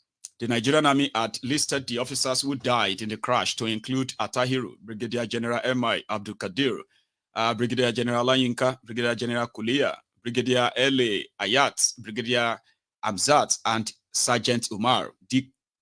Sergeant Umar. So the crew Members were Flight Lieutenant Tio Ashani, Flight Lieutenant AA Olufade, Sergeant Adeshino, and ACM Oyedepo. So Ali Kefi is the general that said, okay, now here is his quote now, according to him, right? He said, the operation service-wide, a presidential task force, which I was commanding at the time of late General Atahiru's headship of the Nigerian Army, had as its primary mandate to dismantle the terrorism financing network in order to aid the fight against terrorism and insurgency. Late General Atahiru appointed me as GOC 1 Division, 1st Division, while still being the commander of OSW, to enable me effectively discharge the task of OSW. It is important to note that OSW was not just an investigative outfit, but also carried out covert operations to capture or kill insurgent leaders and key fighters in the field, destroy insurgent camps and facilities, as well support the military and other security agencies' operations. Furthermore, having command of 1st Division served as cover for me to carry out the task without attracting unnecessary attention or making people aware of the existence of the outfit. Ali Kefi then explained, he said, about 21 hours on Thursday, 20th of May, 2021, I spoke on phone with the Chief of Staff to the late Chief of Army Staff regarding their impending trip to Kaduna the following day, 21st of May, 2021. I had earlier spoken with General Atahiru on the same issue. We ended our conversation on the note that the late Kwas, which is the Chief of Army Staff, and entourage would come by flight at 10:00 hours the following day. About 6:30 hours the following morning, I called the COS to the late COAS to confirm if their travel plan was as we discussed the night before, as I needed to make arrangements for the mosque. In fact, let me see if I can even use this one rather. So I got something. I'm going to continue reading, okay? But just pardon me for a while, okay? I got this, what do you call it? This machine. It's not machine, like it's just equipment. So it's not going to show my face. It's just going to try and show, my screen. Let's see if I can get you there. So now what that does is that I could possibly share my screen like this, and we can be reading together without, making it awkward. Look at that. So I don't know if it's going to be really, I don't think so. So therefore, it's not going to really work for us. So I'm just going to continue reading, right? Let's continue with, the screen rather. Sorry about that. I was going to try that before now anyway. So I'll put that up and then, yes. So this is part of the letter the guy wrote to Tifnumbu. That's the part I'm reading to you because they are so important too. Just so you know that some revelations that are popping up will give you the idea of the kind of government or the people around the government that Bukwari ran in Nigeria. It was a purely jihadist government. And somebody said, initially they said that their plan was 2022. 2022 was the time they probably felt like they were going to do their jihad. For some reason, they missed it. They didn't plan for Corona. But Corona happened, slowed them down, and anyway, they used the rest of the time to further establish themselves, put different of their terrorist cells across Nigeria. A lot of you may not know, we are surrounded already. And that is why they did their best as well to disarm us. And this is them as well, destroying those who could have indeed exposed them. The government that could have been on your side protected those criminals, and they punished this guy. Now he's asking Tifnumbu, who is also going to continue, has continued from where Bukwari stopped anyway, right? He's asking Tifnumbu to investigate that because there's more. Now let's continue from that part where what really happened. What really happened to the flight the following morning to Atahiru, according to this guy, okay? So he said about 06:30 hours, which is 6:30 in the morning, the following morning, I called the COS to the late COAS to confirm if their travel plan was as scheduled. As we discussed, rather. Where is that again? Yeah. the night before, okay, as I needed to make arrangements for the mosque, that the COS would attend Jumat prayers. The COS informed me that there was a change of plan. He said, after we finished speaking last night, they received a message that the late COS was to attend a meeting either at the Honorable Minister of Defense office or at the Presidential Villa at about 10:00 hours, which was 10 a.m. in the morning on Friday, 21st of May, 2021, when he was supposed to be in Kaduna. And that the late COS was to attend in person and not send a representative. It is important to note that the late COS trip to Kaduna was part of his visit to Zaria to attend the passing out parade at the depot Nigerian Army slated for Saturday, 22nd of May, 2021. It is worth noting that the movement of service chiefs out of station Abuja is with the prior knowledge of the Chief of Defense Staff, the Honorable Minister of Defense, and the Presidency. So why was a meeting scheduled for about the same time that this late COAS was to have departed for or arrived Kaduna, and why the insistence that he should not be represented? In any case, the COS informed me that in view of the meeting, they would depart the flag house, official residence of the COS at Airu, at about 15:30, which will be 3:30 in the afternoon, after attending the meeting and also after Jumat prayers for the airport. They expected to arrive the airport at about 4 o'clock, board the aircraft at about 4:10 p.m. to 4:15 p.m.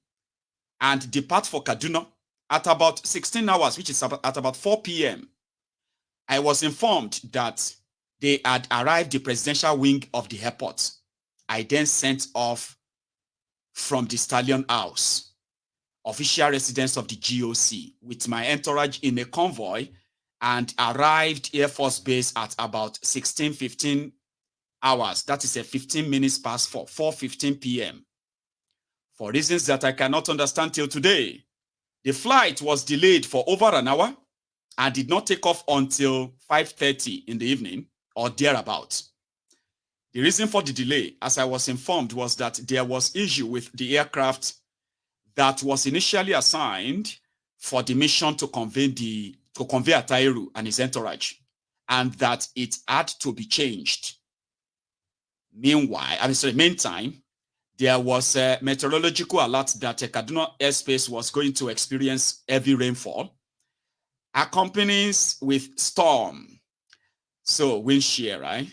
And it was advised. So already the cloud had formed in Kaduna, which was visible to us at the airport. As a matter of fact, the cloud was so thick, which was indicative of a massive storm. I began to nurse doubt about the flight. At some point, I voiced my doubt to Air Commodore Iyamu and others, right? I even suggested that they should advise Abuja weather condition with a view to having the flight cancelled. At that point, I was informed that the aircraft was airborne. That was 5:45 p.m. I became concerned as to whether the aircraft would be able to land at the airport in such a heavy rainfall storm, right? Thus, I was not surprised when Air Commodore Ilo informed me that we had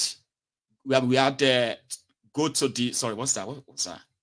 We had to go to the civil, whatever. Anyway, as the nav runway was not long enough to enable the aircraft to land under the atrocious weather conditions. So we then set off for the international airports, but at a snail speed due to the heavy rain, which was accompanied by shale and all that, right? So according to me, I said I couldn't see any aircraft on the runway. I frantically looked around, and by far side of the runway was a fireball. It was the aircraft conveying the General Atairu. We got out the vehicles, crossed the runway, and approached the burning aircraft. Firefighters were on hand to put out the blaze. At some point, we had to pull back due to fear of exploding cylinders. We later recovered the corpses of the 10 passengers on board the ill-fated plane, far from where the plane wreckage was. Apparently, their bodies, which were on fire, were flung from the aircraft before it came down, already in flames. Furthermore, the aircraft, or what was left of it, at least what I could recollect, was on a relatively flat grassland. There was no crater. This was indicative of a mid-air collision. So, what caused the aircraft to explode? I wonder what the Air Safety and Accident Investigation Bureau report says about the incident. It was never made public, by the way. So, Al-Kafi further queried, was the flight deliberately delayed in order to be caught up in the rainstorm? Was the aircraft sabotaged, which caused it to explode mid-air? Was the explosion caused by explosives? Was a bomb planted in the aircraft or contained in a parcel, which a passenger knowingly carried? So Al-Kafi is now asking Tinubu to please investigate, because he strongly believes that they killed the guy, because he stated, I was president of the BOI with members and secretary drawn from the NCS, NIS, DSS, NIA, ONSA, that is the Office of the National Security Advisor, the one where Ribadu did now anyway, NFIU, and the Board of Inquiry, which largely conducted its work as an investigative body, was tasked to investigate circumstances surrounding the illegal smuggling of petroleum products contained in 168 oil tankers into Benin Republic through a single smuggling route in Ilesha, Bariba in Kwara State. So in his petition, he said the petition stated that the BOI made a significant discovery regarding the relationship between the smuggling rackets, the terrorism besetting the Northeast, the banditry kidnapping for ransom, which was at its formative stage in the Northeast and part of North Central geopolitical zones at the time, right? He said the illegal mining of minerals in the Northwest and North Central, and large-scale laundering of mostly funds meant for counter-terrorism insurgency operations that was ongoing mostly in the northern regions of the country. A syndicate which had extensive network in the country, as well as being affiliated to international criminal network, was at the center of the moving finances for terrorism, for other criminal activities stated above. So this guy said it was thus apparent that terrorism and insurgency in the Northeast, Northwest, and North Central were a criminal enterprise and were largely undertaken with profits rather than any ideology as the primary motive. Thus, we at the BOI arrived at the obvious conclusion that progress cannot be achieved except the financiers, collaborators, supporters, and the leadership of the terrorist and insurgent groups are identified and the network dismantled. So, I know like that, so may I leave it like that. So if you want to read them, you too self, go check on This Day News. This was a place where somebody said they were working to track the terrorism sponsor, financiers, and they pulled the string inside the presidency of Boko Haram, and they killed Atairu, arrested other people who are working on that investigation. And today, except for the eastern part of Nigeria, which has remained so resistant, the rest of Nigeria is now paying ransom to terrorists.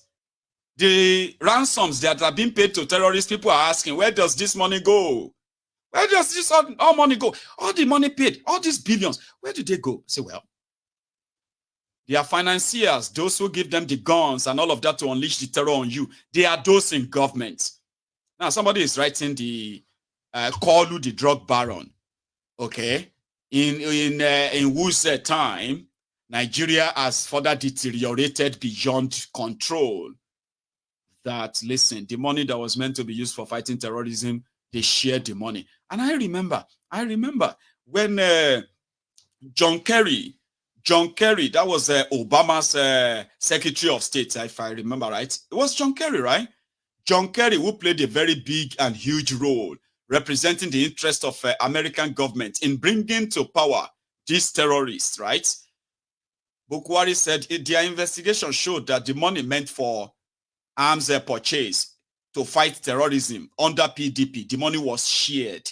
John Kerry eventually also bought the lie too. You know what I mean? It was a sharing galore. It became an industry. Terrorism in Nigeria became an industry. But guess what? 7 or 8 years ago, this was their talking point. But 8 years after, the situation has gone worse. How many of you remember this? When Nigeria's President Buhari took office last spring, he inherited a military that was underpaid, underfed, and unable to protect the Nigerian people from Boko Haram. And one reason is that much of the military budget was finding its way into the pockets of the generals. And just this week, we saw reports that more than 50 people in Nigeria, including former government officials, stole $9 billion from the Treasury. I used to be a prosecutor, and I know how hard it is to hold people in positions of public responsibility accountable. But I also know how important it is. The fact is, there is nothing, absolutely nothing more demoralizing, more destructive, more disempowering to any citizen than the belief that the system is rigged against them and that people in positions of power are, to use a diplomatic term of art, crooks who are stealing the future of their own people. And by the way, depositing their ill-gotten gains in ostensibly legitimate financial institutions around the world.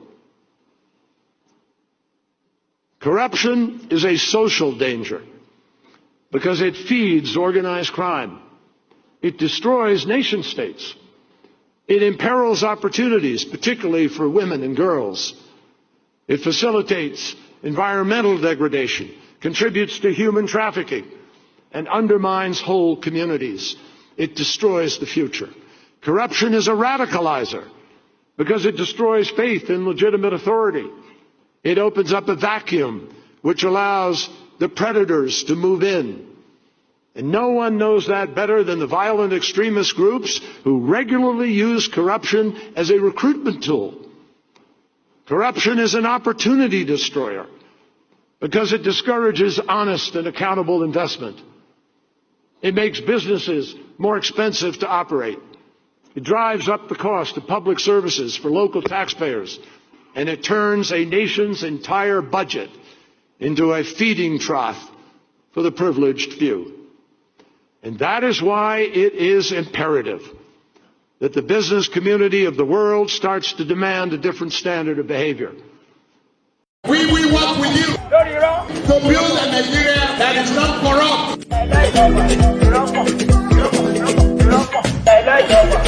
I bring you a message of hope.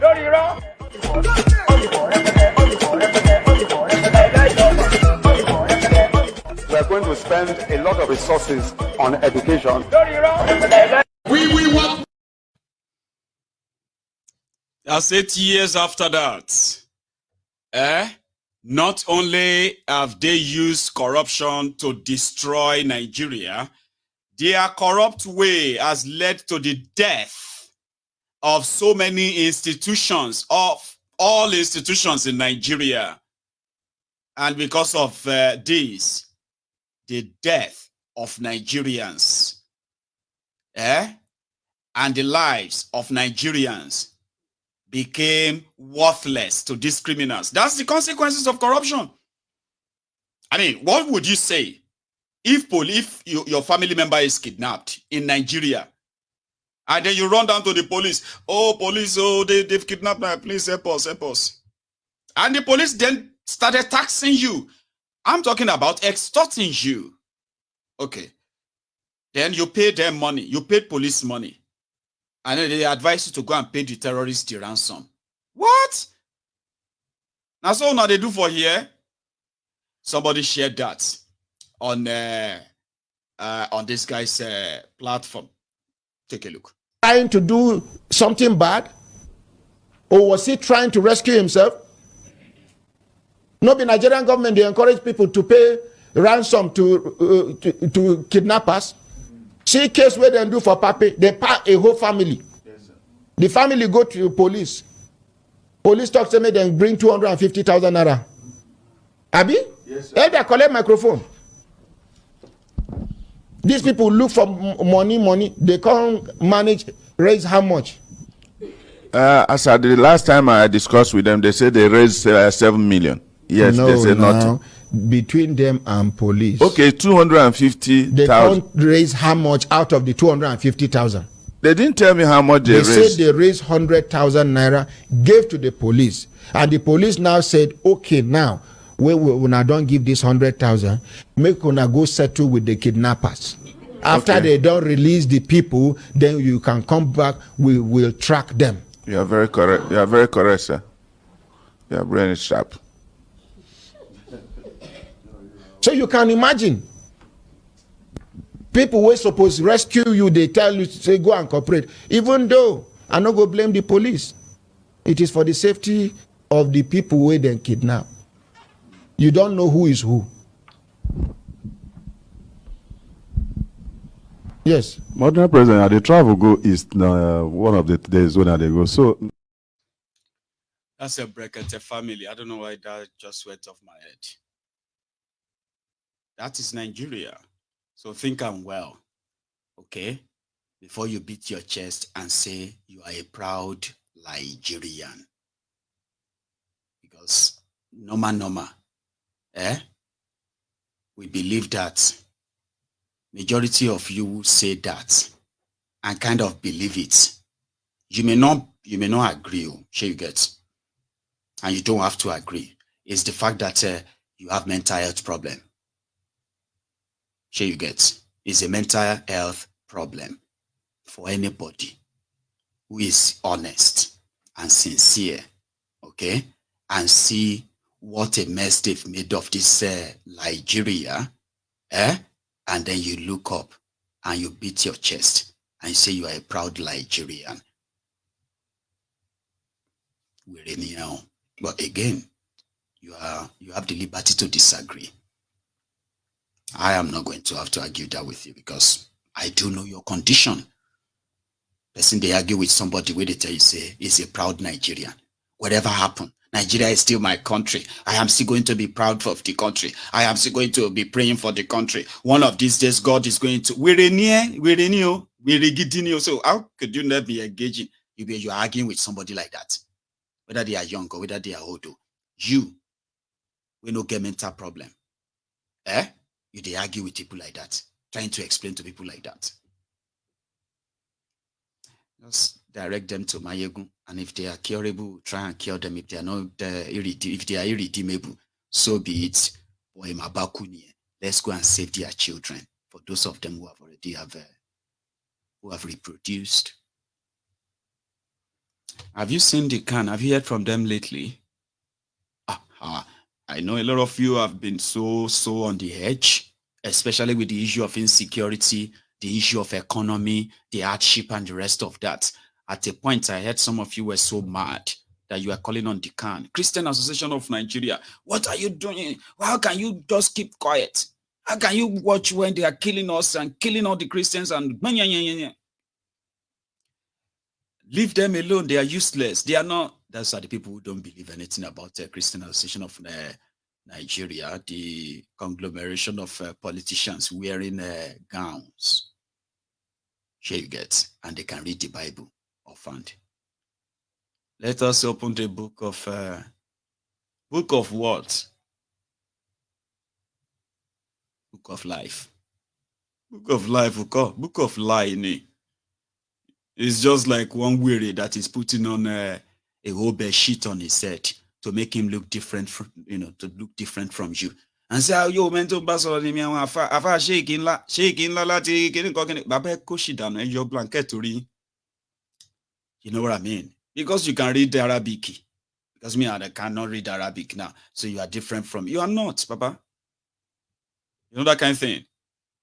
So there are people already who are like seeing all those, gown wearing politicians who can read the Bible. They call them Christian Association of Nigeria. I don't even know what you expect of them. They are not like the American evangelicals. You know the American evangelicals, politically one strong gone.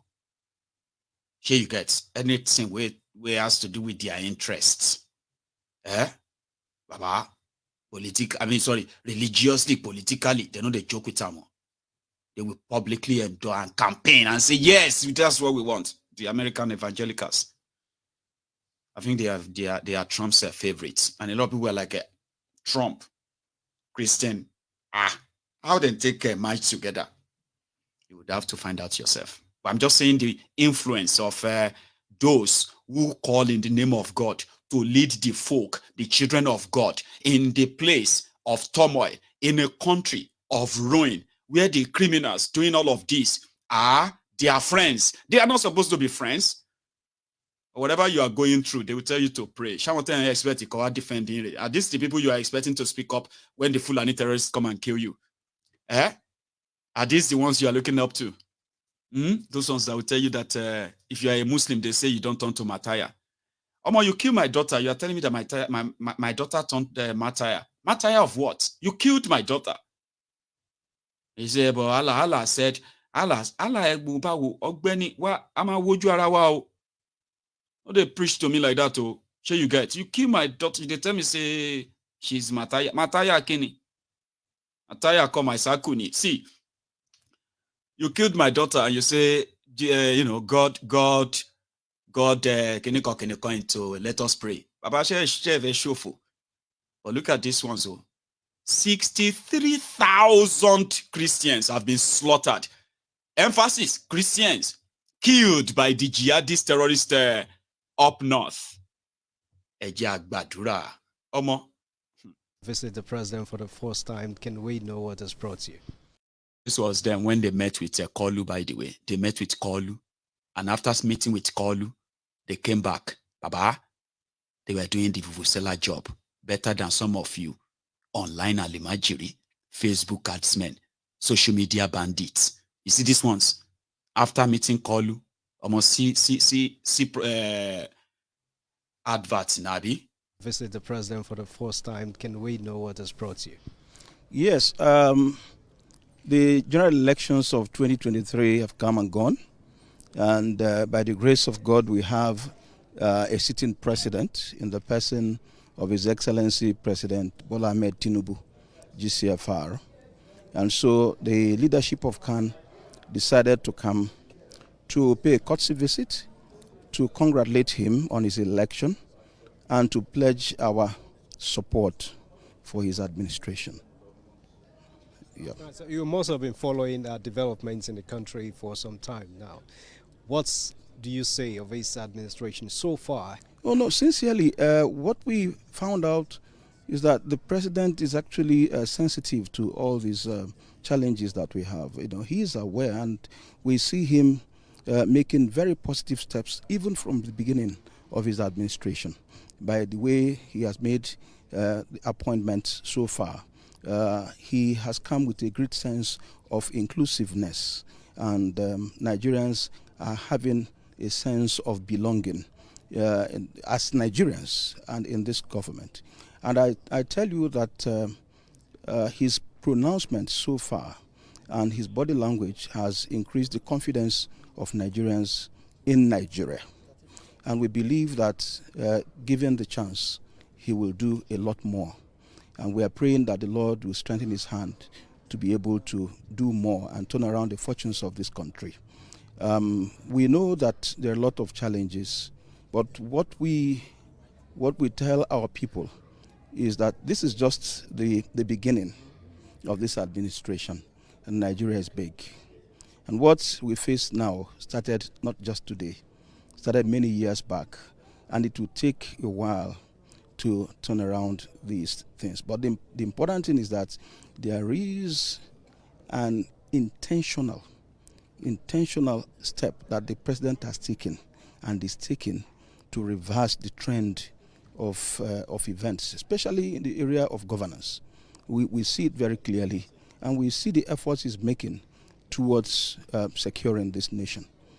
So we ask the Nigerians who are watching, and those people who seem to have lost hope, to not to lose hope, but to have patience and persevere. Though it is night, we know that a new dawn is just in the horizon. Is there any request or advice for the president? Well, the advice we have for the president is for him to continue on the path that he is now determined to follow. He is determined to run a government that is for all, a government that is all-inclusive, a government that listens to the people, just like he made a pledge to us that he will continue to listen to us. And he has opened the channels for us, that anything that we see or any concern that we have, we should always come back to let him know. So we believe that now we have a listening president, and we urge him to continue on that path and to continue to always look out for those who mean well for this nation. Nuisance Lele. Nuisance Lele. Bologbo nuisance. But is it just me? I felt like it was like somebody with a put gun for his head. Yeah. Talk. But it may just be somebody who is just anxious, kind of like, you know, if it felt like, you know, he was nervous or something like, you know, I don't know. He was lying on camera. Nigerians are comfortable and they are happy with Tifnumbu. His policies, especially since he came in, especially his appointment, Baba Evangelisti, Iyolong. Ha! You enter Aso Rocky, the asshole Rocky. You entered there, came out, and suddenly, all the dead people, all the, you know, what people are actually facing in the country, which you know, and which is why you are there, you came out of the asshole Rocky, and you turn yourself to Arudaku Ketu.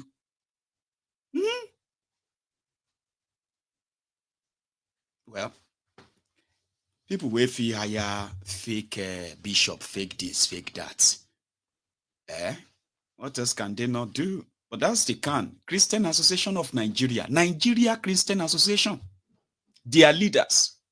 They are praise singers, opportunists, chancers, scroungers, scoundrels, pickpockets. Everyone is just taking advantage as much as it comes around. Like, that is why they can't go back to their churches and tell their congregants the truth. Because the truth may lead all their congregations here and there. It may lead them straight to the streets. Because they will know that they've been wasting their time praying for a lot of things that they could actually fight for and get and not bother God about them. So that you can bother God with something more important, something more personal, more important. Not because you never chop or because you can't pay the school fees of your children. Simply because the economy is what it is. You've got no job. They can't go back. You will never have Martin Luther King in any of their churches in Nigeria.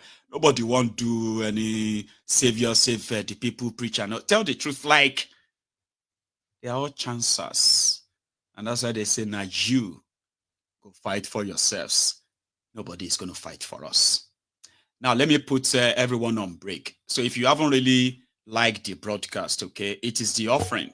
I know Facebook is really, really terrible. And I wonder how they make it so difficult for all of you to even comment. Can you believe that? That Facebook, apart from stopping people from seeing my videos, right, they also ensure that those who see the videos, some of them cannot like, they cannot share, they cannot comment, they can only watch. Whatever they even feel inside, they can't say, unfortunately. So go to my YouTube, subscribe to my YouTube, right, and like the broadcast, okay? And if you want to be part of it further, right, you can pick up your phone and call in tonight. I will draw the curtains there, okay? And when I get back, I will be taking calls. I may be speaking to you too. So don't go anywhere.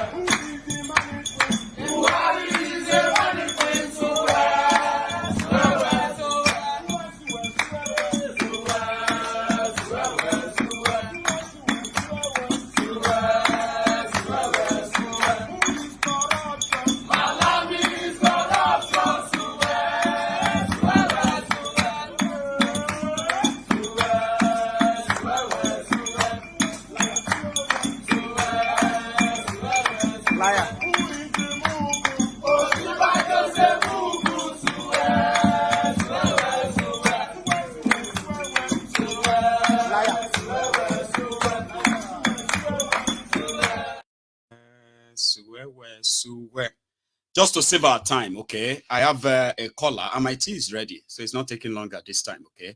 Yes, ma'am. How are you? I'm fine. Oh, me again, no. Oh. Today, all the things you presented, beautiful. Thank you, ma'am. I look at, you see that one that, what happened to the plane that crashed. You remember that time they say it crashed? Yeah. Atairu, yes. You see, Nigeria is a crime scene. It is. Nigeria is a crime scene. You know, when you look at Nigeria, Nigeria is not a country.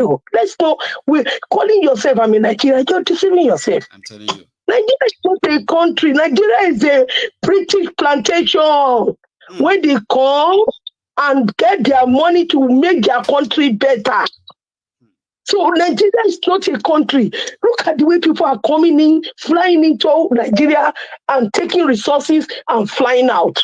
So all those places that they are doing all those business, that is why they are putting their Boko Haram, putting their terrorists there to protect. Investigating them, anybody trying to expose them, they either plan to kill you or they will jail you. It's the same everywhere. Yes. Now, you remember that girl, that Yoruba girl, that Air Force girl,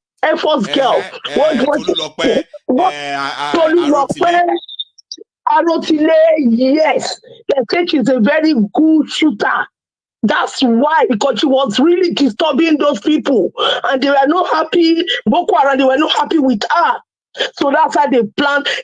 Nobody will tell me that girl, something, so a car just went and hit her. Do they call us fool? I just look at Nigeria government. Maybe they think that we don't have sense with all this thing that they are doing. How can the sense of set of people hold a country down like this? How can the sense of people hold people down in their own country? What is happening? What is happening to all of you? I want to ask you. What is happening to all the men? Nigerian men, what is happening? There are some set of people we hold Nigerian men like this down, and they are treating them like this, and nobody can do anything. It is a surprise. I'm just asking because now look at it. The youth, they are doing their own all over the place. It's either they do Yahoo. If they don't do Yahoo, they will carry woman. If they don't carry woman, they hook up. They'll do comedy. If they do comedy, it finish. No life, no end. All these things very soon they will not be able to make money on the internet again. It's not them to come now and fight for this country. Buhari has done his own. Buhari has gone. Are you telling me that Tinubu doesn't know? That's what I'm saying. Look at it. I will come to the pastors. Let me just finish the bishop with the cap at the head of their head, like goat. Let me tell you something. Sorry that I use that word. Let me tell you something. Look, all these people that you see, all of them, all this, one thing is happening here, one thing, Tinubu is nothing. Tinubu know everything that's happening in Nigeria. Tinubu, they've kept Tinubu aside to be Nigeria president for long. They share Nigeria even the one that will go in 2000 after Tinubu in 2027, the next one after 27 is going to be somebody that's already planned down. And if we are not careful, it's going to be Shetima.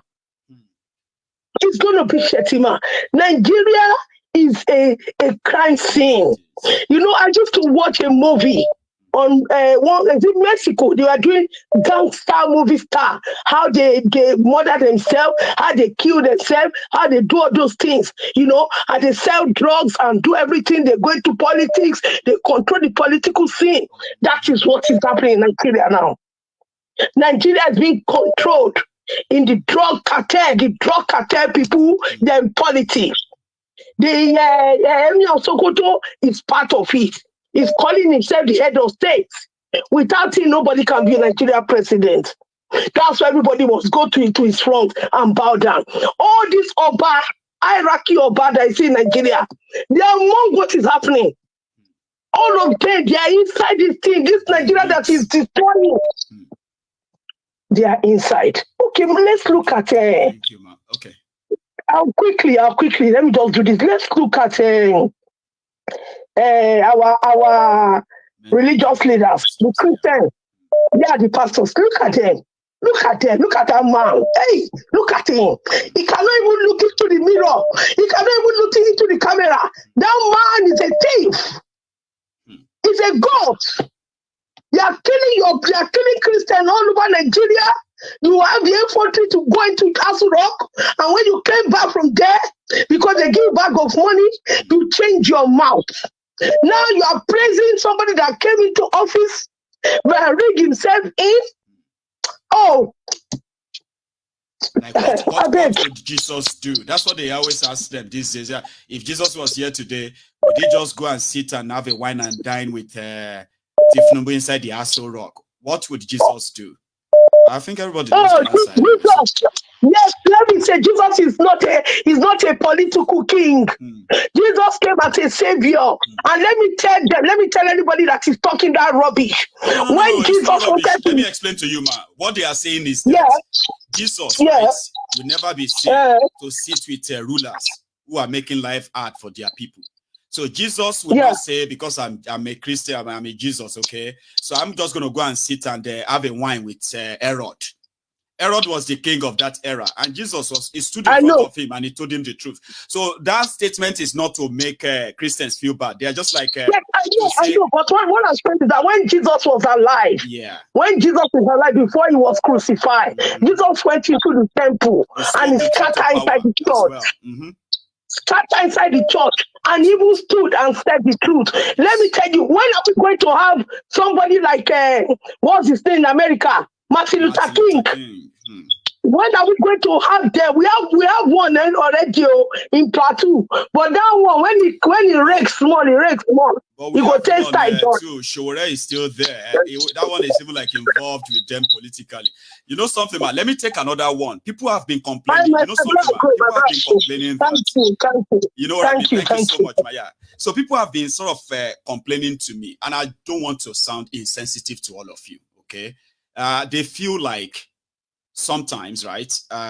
When people call in, okay, they don't give a damn about other people. All right, even if they pretend to, like, oh, I'm hurrying up.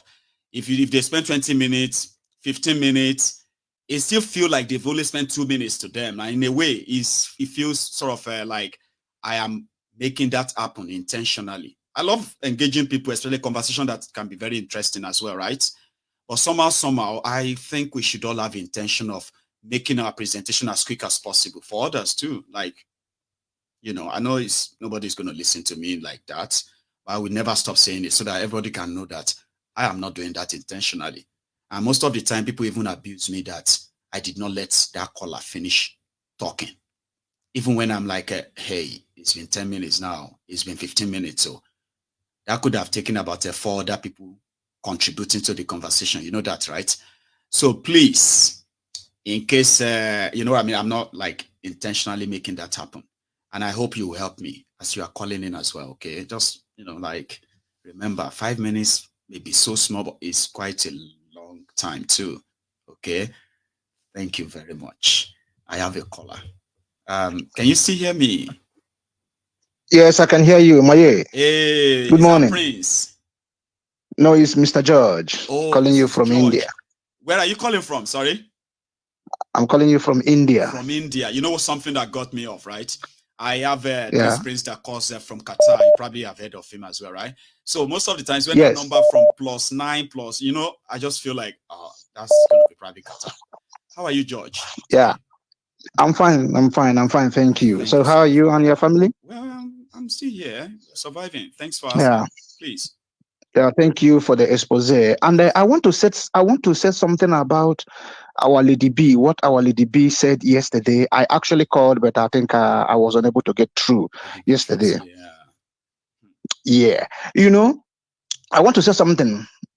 I want to tell her, and I'm sure that she is listening now. I want to tell her that TB Joshua killed my immediate elder sister. My immediate elder sister was a second year student in Bayero University, Kanu, BUK Kanu. Second year. She was studying accounting. You understand? She was an accounting student. She was an accounting student, the Department of Accountancy. So when my sister was sick, we were living in Lagos then, Ajegule, number 10 Olayini Street, Ajegule. That's where we were living then. So then we asked her to come back. So she came back. Then we took her to the synagogue. Then was the era of those people carrying placards. I think of late they stopped carrying those placards, writing like those placards that they will indicate she was born with this sickness, their age, and she was born with this sickness, or she had been with this sickness for this years, blah blah blah. So my sister got there. So those days, TB Joshua used to wear white shoe. So when he got to where you are, he would remove his shoes and kick on your feet and tell you are healed. Throw away your medicines. Like that guy that threw away his medicines in that documentary they show. That white guy that threw away his medicines. So that was what happened. So my sister threw away all her medicines and went back to school. Then we went back to our board. So like 2-3 weeks or 1 month later, so my sister became so sick again. She became so sick, so bad that the hospitals rejected her. So they have to take her. Then now we have no option than to take her to a spiritual, to church home, to churches. So another church, there she were. She was there and she died. I'm so sorry, man. She died 2001. So pastors are killers in Nigeria. So nobody should come out and tell me that TB Joshua did this, TB Joshua did that. Like yesterday when she was saying it, yes, I know, but it was the medicine that they gave to her that made her vomited whatever she vomited, not just that thing that her daughter was sprinkling that made her whole. No, it's not. But I'm not talking about that. I just want to share this for people to know. It was GB Joshua that killed my sister. She died 2001.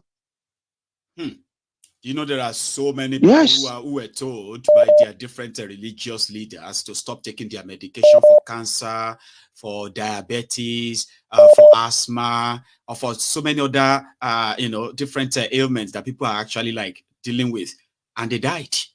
And guess what? They just tell the people that, oh yeah, they probably have no strong faith, or God took them so that they can go and rest. But that's not the deal. We know what these people are suffering from. Then you told them to stop taking medication. Like you literally killed them. Yes. That was what happened. That man killed my sister. So anytime I see that man or anybody talking about that man, I feel like getting that person. If I'm closer to that person, I feel like strangling the person. Your sister the second time, the third time, because it's always going to bring back that memory. It's going to bring back that trauma, and I can only imagine, bro. And I don't blame the people that say that man faked his death, because with what is going on, I believe he could not have withstood it. So that was why they said he faked his death. I didn't doubt it. The people that said he faked his death, I didn't doubt it, because with what is going on, he knew that he would have been in a very big mess, and that was why he faked his death. And I still believe it. Whatever thing they said about that man, George, faked his death. Yes, no, yes, they said he faked his death because I've never heard of that. I'm hearing for the first time. Yes, they said he faked his death because he knew what was coming, because he knew about this BBC investigation, about his disciples, about his former disciples, about to expose him. You understand? He was aware of this BBC investigation. He was aware of it before his death. He was aware of it. Yes, he knew those things were going on, and they would definitely expose it. Now, they now said that he knew the magnitude of the crime he committed, that countries were not going to let him be, and that was why he faked his death. And I believed it, he faked his death. That was why they displayed him in a transparent glass coffin for people to see. Yes, actually he died, and they kept him meters, I mean distance away from people, so that nobody will see what he was. So that nobody will see what was actually happening in that glass. Nobody was close. People were meters apart from there. So that was actually what I want to say anyway, my brother. Thank you, George. So that's just that. Just keep the good work. Thank you so much. Well, right? Thanks for sharing. Thank you so much. Yeah, God bless you. And you too. No, it's okay. God bless you. See, a lot of you may not understand about. I'm going to my caller. A lot of Nigerians don't understand the theory of pain. To them, pain is when you unleash pain on them, when you inflict punishment, like hitting them or punching them, giving them that's the pain. There are some pains that Nigeria has caused our citizens by allowing criminals to take advantage of their citizens. Okay, take advantage of their minds, take advantage of their vulnerabilities. And a lot of people are walking about with a wounded heart caused by what Nigeria is. And you probably will never know until they share them with you. And guess what? Nigeria is just like a place of a wounded people, a system that kills our own citizens. Not physically all the time, but most of them, spiritually. Here is a caller. Sorry for that. Look, can you hear me? Yeah, it's all right. Yeah, I can hear you clearly. Hello, Segun. I'm trying to be good. You know what I can say is that the advice. I can only advise the people back home. Please, guys, we've said a lot. You've seen a lot, aside from we are saying it. You guys have seen a lot. I don't know what you guys are waiting for. Please, can you please come outside? At least, can you please express yourself? Can you please just come and tell these people that this thing is too much, you can't bear it anymore? Stop pretending as if all is well and you are suffering. Enough is enough. Come out, please, and say something. Don't ignore these people. They are telling you every time. They're starving you. They're doing everything. They're killing you morally with everything, spiritually, everything. They are fast. The Wallis, every one of them, they've joined us together. They're destroying you. They're ruining you. Please, that is what I have for you, because there's nothing else we did not said. Thank you, Mr. Ewe. God bless you. Thank you. Stay safe, okay? Good night, man. So here is another caller. I love this. If we can keep it moving that way, a lot of people will have their own voice on the program tonight, their own views. Hello. Hello, good evening, Megun. I'm happy to come into the show this evening, man. I am happy to be speaking to you tonight. Baba, how are you? I'm fine. Long time. How is your project going? Well, we are. When's what's it called? Automatic salary. I'm a dawo jowa. You see, what do you call her? Agbeke was designing. Okay. She was designing what do you call it? Business card. Okay. So she wow. Up. I join all of them and all. So that's my address. That's gonna be Mayegun's official address. Here you get. So that's this lovely. Baba, I know that a lot of people will have to respond later, this week and all that. Yes. I'm counting on that. Thank you so much, Baba. Yeah, I just want to add to what the last caller said. You see, it's unfortunate the type of society we live in. Everybody is exploiting. The government is exploiting the citizen. The medicals are even exploiting. Look at the last expose on the fake drugs that is in what's it called, the country. We have some of our parents now, some of us here, we just have to start getting drugs for them. Worst case, we tell them, please go to Benin Republic or what's it called, Ghana or Togo to get maybe more quality drugs. Now, what I really want to talk on is actually on the religious line. You remember the what's it called you did on one Sunday sermon talking about corruption? And you were using Bible verses to talk to everybody. I think you need to talk on all these fake miracles. You want me to do a series on that? Don't worry. Seriously, on this fake. There are many Bible chapters, but let me just donate one Bible chapter. Even, do you know that even, assuming that we are not following Jesus' teaching, not to kill, do you know that even in the Bible, it is written there that any prophet that says anything that is contrary to what God has said, and or he says an utterance that does not come to pass, people should kill the person. Yeah. Yes, it is there in the Bible, in Deuteronomy, chapter 18, verse 20 to 23. It's clearly written there. If anybody says anything and say that blasphemy, so he must exactly that the person should be. I remember it. Exactly, but now, because we are now Christians, we don't follow the Mosaic law again, the law of Moses again. But even in the law, what's it called? Later, even Jesus Christ said that anybody, he still repeated it, that people should move away from them, that there will be apostasy in the church.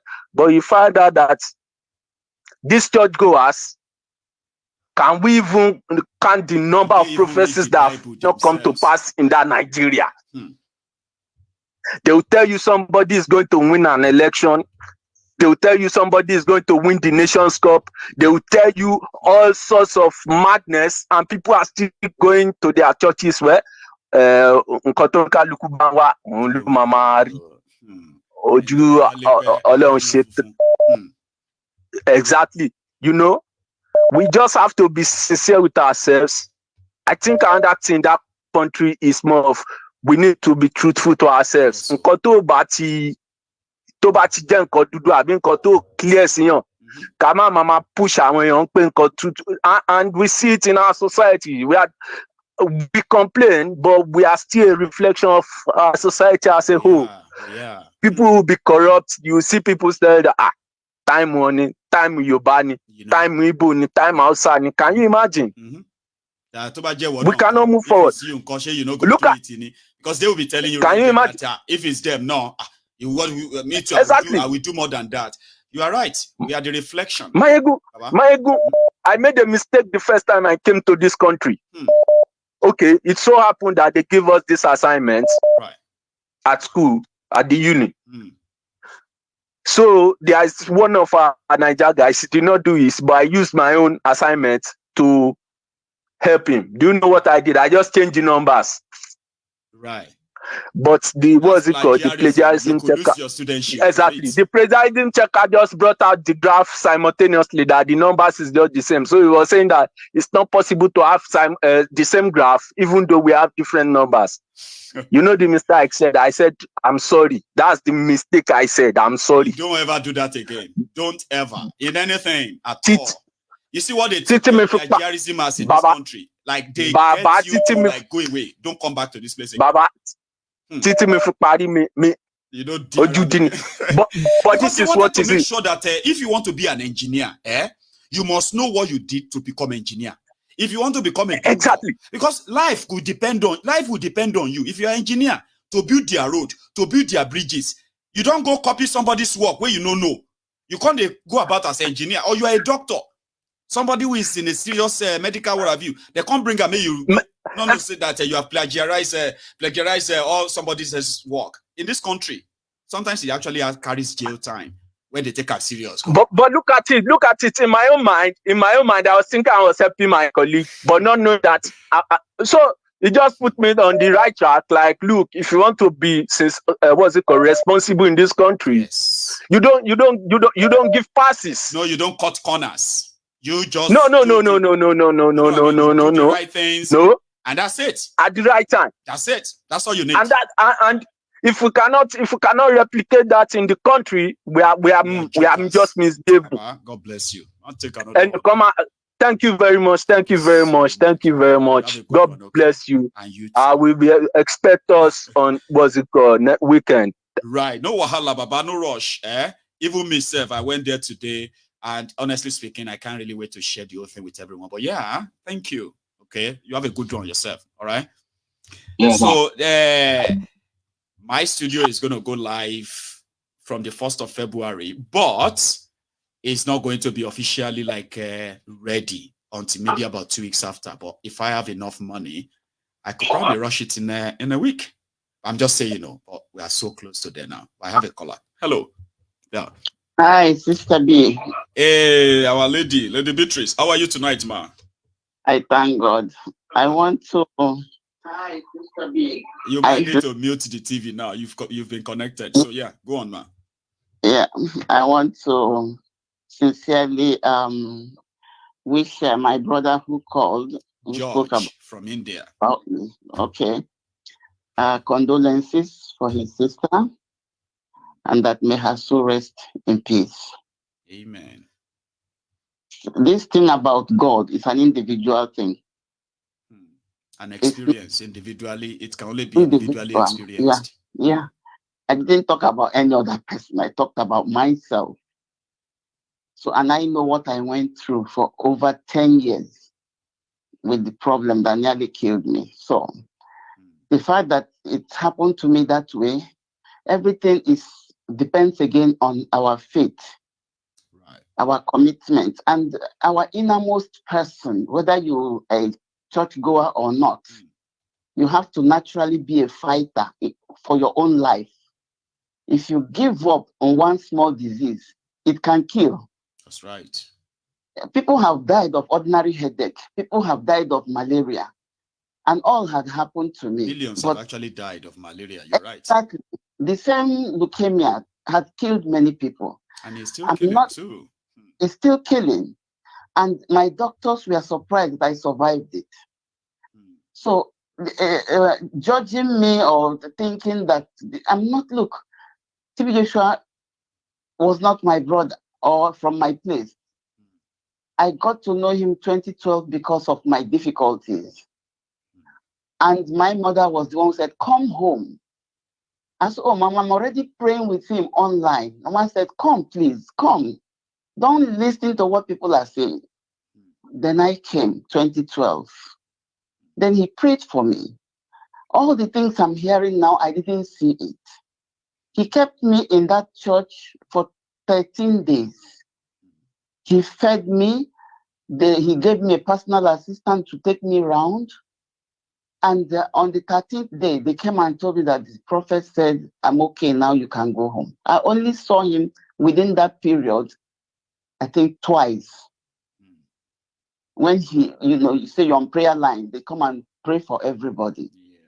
So the way it happened to A may not be the way it will happen to B. Even Jesus Christ, not everybody that went to him or people that met him received healing. There was a woman that was very desperate to touch his garment, and she got her healing. The woman of the issue of blood, the woman with the issue of blood, yeah? Yes, she got, if it is today, they will say she's lying. All those things.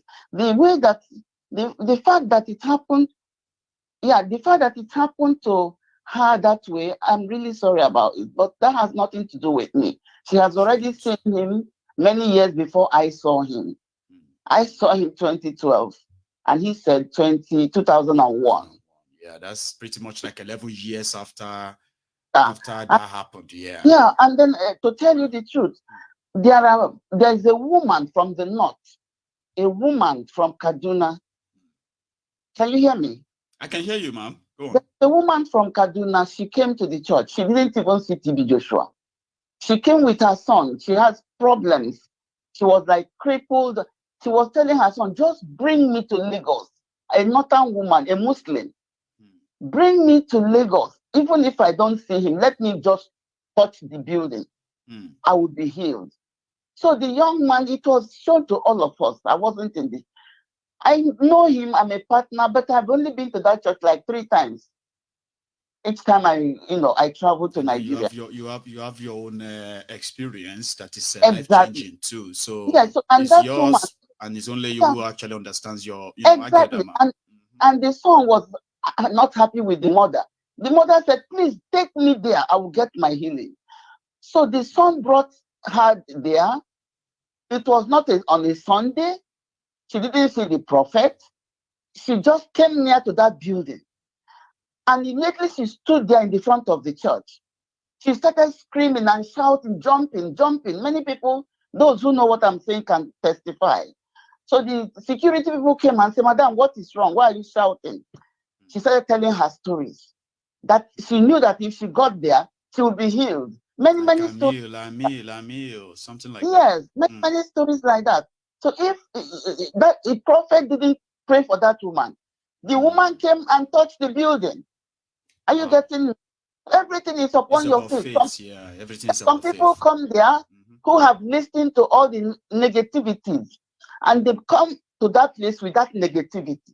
They may not receive what they are looking for. You know what somebody told me, ma? Somebody said that if you can explain, what do you call it? If you can explain how you feel about your miracle, it simply means that you know what I mean, like I mean, it wasn't a miracle, because a miracle is something that is beyond your explanation. You can only describe and say, okay, yeah, this is how I felt, because it is personal. You know what I mean? Yes. But again, after that time that I did that vomiting and came back home, I have also had other issues. Remember that the cancer was against my white blood cell, which means my immune system is not working. Up till now, I'm still fighting to get my immune system back. But the cancer is no longer to be seen. Are you getting me? Okay. So, and I cannot now tell you that because They are still working hard to get my immune system back. Therefore, God didn't do anything for me. I understand. I'm testifying to my own. You are the testimony. You are the one who Yes. has that person. You know what? My mother Thank you so much. Yes, I live. My mother was bedridden for many months. I told my sister, just take her to synagogue. So my sister, they didn't even get to the to inside the church. They also stood around the building. They came on a Saturday. My mother, who was not working, she stood around the church and they prayed. They carried her in a car back to the hotel. Early in the morning, my mother forgot that she has not been working for over 6 months. Wow. She stood up, took her shower, dressed up. My sister called me. Mama is working. Oh, Mama is working. Oh. It depends on your faith. That's right. Depends on your Anyway, faith. You know, I'm going to take another one because of our time. You as will. We've been doing it tonight. I'm not personal assistant of TV Joshua. I'm telling you what happened to me. Anyway, I wasn't expecting TV Joshua to be part of our gist, but yeah, because the guy brought it up and mentioned it, and I need to click that point. I'm sorry about what happened to the sister, but please, you should leave me out of it. Thank you very much. You have a good one, Mom. Okay. So what happened is that indeed, right, miracle happened. So are you with me? And it's just that sometimes if you don't experience it yourself, a miracle happens every day, by the way. Like, it doesn't have to be a theatrical show and all of that. But it's also personal. Do you get that now? If I tell you now that I have been deaf from birth, how would you know? If my brother comes and say, my ego has been deaf for us, I didn't know. Man. And I've known this my ego for a while. Oh. I didn't know that he's deaf and they left here. Say, but one morning I just woke up and I just heard from the left ear when I was listening to Pastor Chris Oyakilome. You may be like, what are you talking about? My friend, shut up, Jerry. They'll say, it is my miracle. It is my testimony. It doesn't mean that you have to go and bring your deaf brother, a bit deaf sister. We're going to do competition. If Chris go heal him or you know go heal him. So that is why we shouldn't take it personal. Okay? Miracle is personal. Do not sit down there and begin to feel like getting a job is a miracle to some people. Do you know that? Getting a job, graduating is a huge, and that's something that a lot of you does or you did. It's just like, just like that. Do you understand that? Buying a car, even if Nakurupe, is a miracle for some people. They will say, like, in my family, we no buy keke. I say, how many generation? Don't ask about how many generation. I can tell you this. I am the first person to buy Kurupe in my family. I say, wow. And I'm so grateful to God that I broke that chain. Now I'm going to buy a car. Now I'm going to buy a house. Now I'm going to, all that stuff. So miracle could mean anything, everything and anything and all that, okay? We just don't like the charlatans taking advantage of our people because we have seen that a lot. But again, they say if they explain them to you and you understand them, it is not a miracle. Miracle is something that is so unexplainable. Anyway, I'll take another one. Hello there. Hello, my good general. Hello, sir. How are you? Oh my goodness. Happy New Year. Same to you. I'm good. How are you? Good yourself? Well, I'm very well. Thanks for asking. I've always been doing my best to be here so that at least, even if I have to put up a face for the sake of all of you, to have something to look at and say, yeah, I love, my mind is fresh and I can go to bed without looking worried to all of you. So yeah, I'm doing fine. Thanks for asking. You're welcome. This is Ken calling from California. Say that again. Did you say Ken? Yeah, Ken from California. That is Ken from Cali. So Ken, please, you are live too. Everyone can hear you. Go on. Okay. The first thing first. I'll try to put an idea in front of you to decide which way to go about it. They have like Facebook Reels. So it would be nice for you to pick up some of these topics that people, talk about and send it out. Those can go viral in Nigeria. People will, come back and share it. I know. You know what I mean? On average, you have about 3,000 people every day. I know. Keen into the show, right? Yes, so if you have a reel and 3,000 people decide to push it out, it'll make a big difference. Because those are like those are the things and many more that we are going to explore the moment we are in our space. So you can give me 6 months time, and then I could probably make you proud in 6 months. Oh, okay. That will make a big difference in Nigeria because people don't have too much data. Yeah. So if it's just like a quick clip, people can share it easily. But that theory, that theory that people in Nigeria do not have all of that resources to stream the whole thing. Do you know that theory is not really so true? See, I have take a look at this. So I have over 90,000 subscribers on YouTube, and I am averaging between 800,000 and 1 million views in a month, right? Now, do you know that out of that 1 million views in a month, 27% of that is coming from Nigeria? And I was always like, how? Then I realized that I've had, just like I have people who are like, adherent supporters for a very long time now, I have them in Nigeria too. And I don't think it bothers, but the part where the majority is not being met, that majority still needed to be met. The majority that cannot stream all of that 3 hours. And I'm working on it. I promise. Like in 6 months' time, everybody will look back and say, wow, we did it. Because we will do it. Okay. Thank you so much, man. Go on, please. Yeah, let me go into my message real quick. I'm gonna go crazy about this Nigeria issue right now. Take your time. So I'm gonna directly address Nigerian military at the moment. Please go on. Can you hear me? Yeah, I can hear you clearly. Right. I said I want to address Nigerian military directly through your show. Yeah, please go ahead. I mean, you have the floor. Go on, please. Okay. This message is directly to Nigerian military men, women, everybody in the military, from the age or from the rank of major downward. The best things you can do for your country as a citizen of Nigeria is to stand up, Nigerian military, if you're hearing, stand up and revolt against this injustice happening in Nigeria. Stand up and take your place as #1 military in Africa, if you were still there. Stand up and do the right thing for this country, Nigeria. So many blood has been shed. So many people have died. The only people I know that has the courage to solve this problem is Nigerian army. Please get up and do the needful. Stand up for your country. Stand up for your family. Stand up for your next generation. Because these politicians have destroyed the country. They have turned everybody into slaves. Even you, the military men and women, you guys are slaves to the politicians. Stand up and kick these people out. That is the only way to change Nigeria.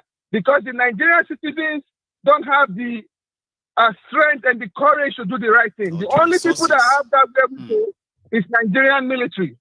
Please stand up and do the right thing and save the country. If you have to split the country apart, please do that. That is the only thing we are asking for you guys in the diaspora. Nigerian military, get up and do the right thing. That is the only thing I'm requesting for today. That is the set of people I'm talking to. So, what is his name? Probably heard you loud and clear, Ken. Okay. So because back in the day, what's his name? IBB and the rest of them, and go on and those guys, they got in power in their 20s. Most of them are 27 to 33 when they took power. So Nigerian youth, listen and listen carefully. Take over that country. If you are a military man today, come up with your people and take over. That is the only thing you can do to save that country. Everything is upside down. The country has gone. That is the only way to restore the country, or break it apart and let everybody go. That is all I have to say. Thank you so much, Ken. They heard you. And again, like every night and every other day, we will never stop reminding them that until something is done, until they stop these criminals, I don't think they will ever stop. So, Ken, God bless you for that direct message, by the way. Thank you so much. Now, I'm going to go take another call. But before I actually take that another call, right, I'm going to make one singular call now. And it's going to be like a last call or second to the last call. So to those of you who responded and you went on there to either subscribe onto my channel or decided to leave the comment section to go and give your own offering. Now we are almost at the end of the broadcast. So this is the last call. If you haven't really liked the broadcast as your own offering, you can do that while I take this call. That's our next call. Here. Hello there. Something tells me this is George calling back from India, and I pray I am wrong. But here, hello. Well, Mayogun, you are wrong. This is Paul calling from India as well. No, I am actually happy to be wrong. You know why? Something tells me that George is dialing back after Lady B called, right? He's dialing back to say something. Immediately that number came on, right? I just felt like, I used to always, when I see this kind of number, I used to always think of you alone. I said, that would be Paul. But since people have started calling from Qatar, Australia, India, and other places, I'm like, I'm not sure anymore. How are you? I'm fine, Mayogun. How are you doing? And how is the family? We are doing well, though, Papa. Thanks so much for asking. And how is your family? Yeah, we are doing well too. We are doing well. We thank God. Well, Mayogun, I want to thank you again for everything and keep up the good work. We are anxiously awaiting the opening of your studio. And you go see me presenting, standing up. I say, anyway. Yes, so go on. Yes, so that one was you. You know. Well, Mayogun, well, in a way, you are also right because I was actually calling to reference both my big sister and George were actually talking about. That's why I called. You know, I'm always about religion. I know. Paul is also, a part-time pastor who has a small congregation that he also teaches. So please, Paul. I want to clarify. You can see, first of all, we can see the disparity in understanding. First of all, that is clear now. How he is feeling let down by the religion, let down by the faith, and how she is feeling alive by the faith. That is a disparity. Let's hold on to that fact first. Now, secondly, despite all that has been happening in Nigeria, Mayogun, like you clearly said, faith, belief is personal. It is. So even if the so-called man of God is not genuine, even if the so-called man of God is fake, even if the so-called man of God uses false powers, it is left for the faith of the individual to drive the miracle. The faith of that individual your faith is like the power, it is the engine that drives the miracle. So it has nothing to do with the man of God. That's why in my own teachings, I tell people, look, don't wait for me to pray for you. The Bible talks about the power in the tongue. Your tongue and the grace upon you might even be stronger than me that I'm standing as a pastor or as a teacher in front of you. Always learn to drive your faith by yourself. Drive your belief by yourself. Don't encourage men to stand before you as gods. Everyone has access to God on a personal level. What pained George most, from what I could deduce from his position, right, is the fact that them having faith, here you get, them believing in God through the man of God, made them, made their sister to stop using her medication. And we've heard stories like that, where they will say you cannot mix medication with the faith of God. You are supposed to be somebody who knows, who is kind of sort of learning in that field. And that's where people get I'm it happy. up, like they are not happy that they can tell somebody to stop taking medication. I'm happy that you made use of that statement through the man of God, not through your own personal faith, through the man of God. Everyone listening to us tonight, please underline that's what Mayogun used. Through the man of God. not through your own faith, your own personal I won't faith. tell myself Look, to my stop God, taking for my every medication. miracle, Paul. yes, I won't tell myself, for, somehow, and say, I'm just going to stop taking my medication. exactly.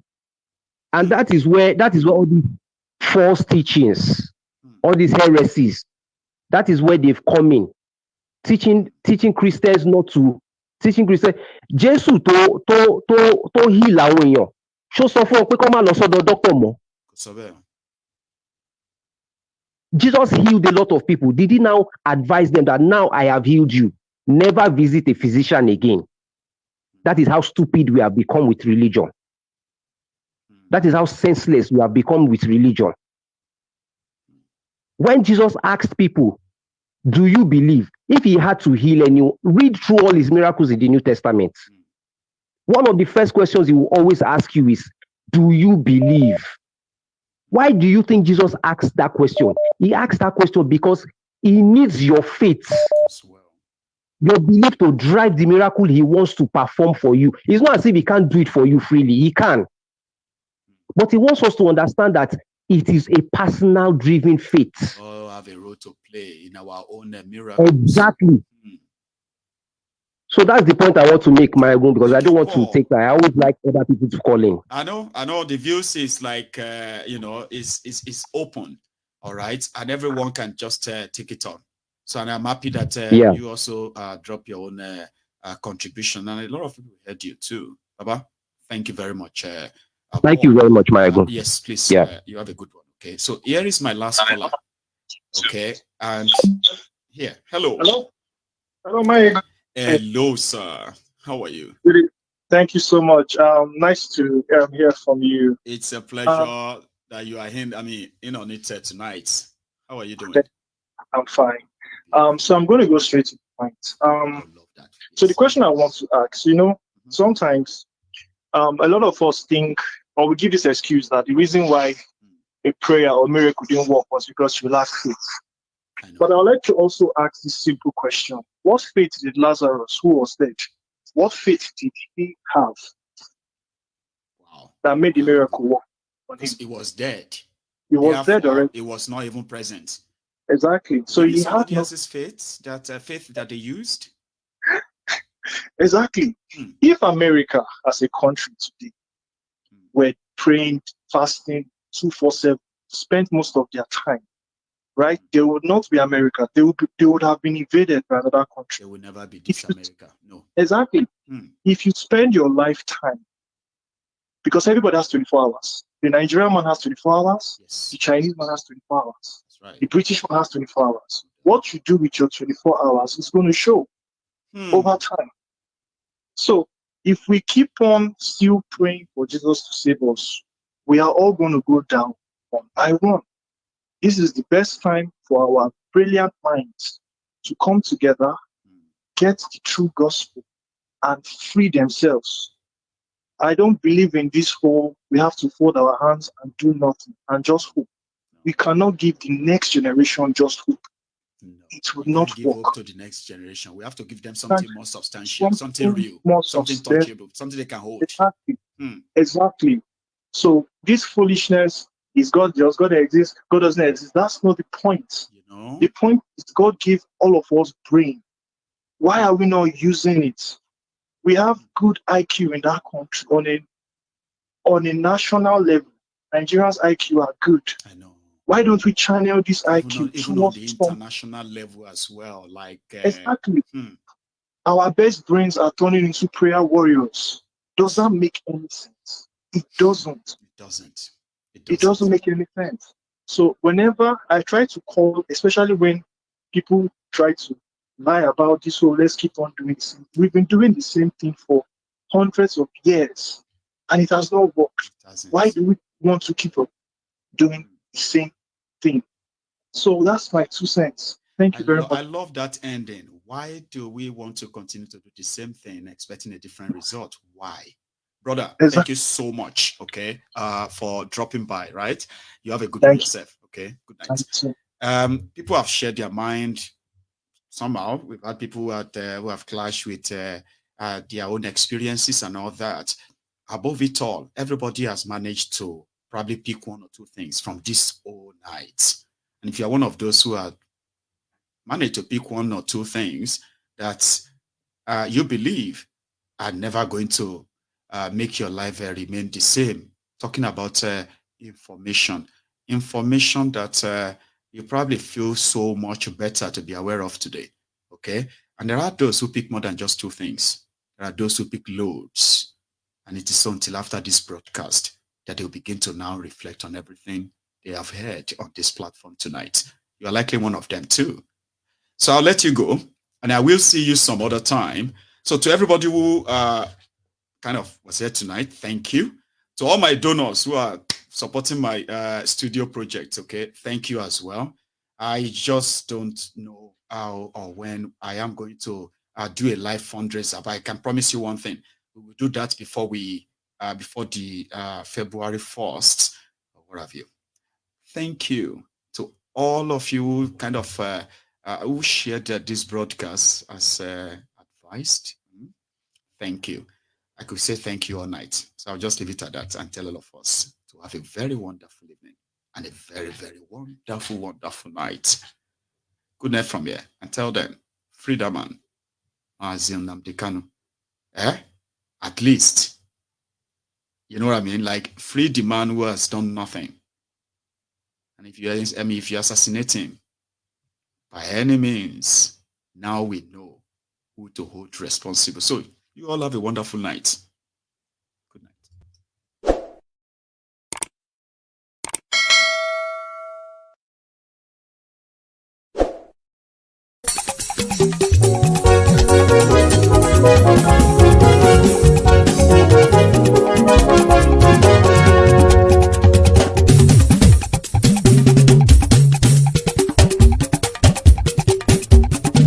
Mayegun làwa mọ̀ làmọ̀ tó dòdòdò.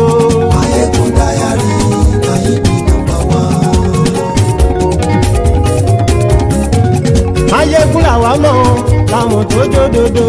Mayegun dayari Nayibi #1. Mayegun ti dé o ọ̀rẹ́ ara yìí. Mayegun dayari Nayibi #1. Lórí Facebook, lórí YouTube. Mayegun dayari Nayibi #1. Gbogbo bó ṣe ń lọ ni Mayegun já wa sí. Mayegun dayari Nayibi #1. Àṣírí ọ̀jẹ̀lú kì í bò níbẹ̀ o. Mayegun dayari Nayibi #1. Bó bá ṣe eré àní Mayegun máa wí. Mayegun dayari Nayibi #1. Ó sì tún ṣe eré wàá gbọ́ níbẹ̀ o. Mayegun dayari Nayibi #1. Mayegun dayari political. Mayegun dayari Nayibi #1. Godfatherism kò sí lọ́rọ̀ Mayegun. Mayegun dayari Nayibi #1. Ẹ farabalẹ̀ sẹ́ o kẹgbọ́rọ̀ lẹ́nu o. Mayegun dayari Nayibi #1. Àní Mayegun làwa mọ̀ tó dòdòdò. Mayegun dayari Nayibi #1.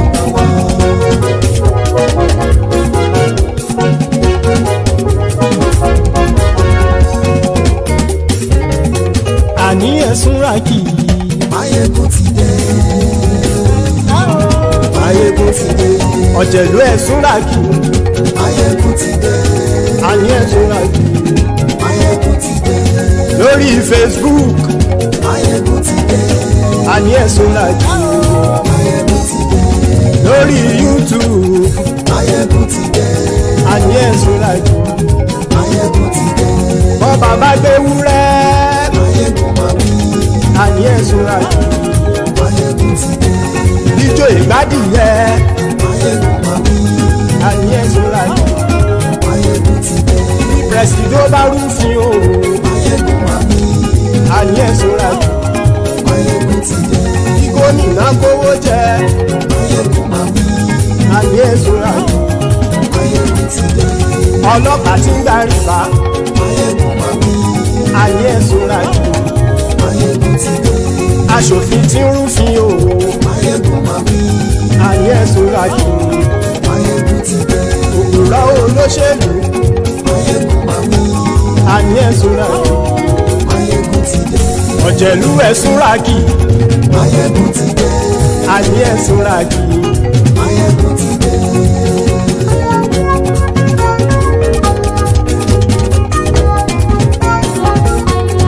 Máyégún ti dé gbogbo ọ̀jẹ̀lú ẹ̀ súnra kì. Máyégún ti dé gbogbo ọ̀jẹ̀lú ẹ̀ súnra kì. Ṣùgbọ́n ní bá ti ṣe èyí tó yẹ kí wọ́n ṣe ọmọ bá dèrò ní fi wọ́n níran o. Máyégún ti dé gbogbo ọ̀jẹ̀lú ẹ̀ súnra kì. Máyégún ti dé gbogbo ọ̀jẹ̀lú ẹ̀ súnra kì. Ṣùgbọ́n ní bá ti ṣe èyí tó yẹ kí wọ́n ṣe ọmọ bá dèrò ní fi wọ́n níran. Wọ́n fowó bẹ́ẹ̀ o Máyégún ó sọ pé wọ́n ò bẹ́ẹ̀. Wọ́n fowó bẹ́ẹ̀ Máyégún ó sọ pé wọ́n ò bẹ́ẹ̀. Oníkan ṣáàtì ṣe èyí tó yẹ kí wọ́n ṣe fáwọn ará ìlú tó gbé wọn débẹ̀ o. Máyégún ti dé gbogbo ọ̀jẹ̀lú ẹ̀ súnra kì. Máyégún ti dé gbogbo ọ̀jẹ̀lú ẹ̀ súnra kì. Ṣùgbọ́n ní má ti ṣe yìí tó yẹ kí wọ́n ṣe ọmọ bá dẹ́rọ̀ ò ní fi wọ́n níran.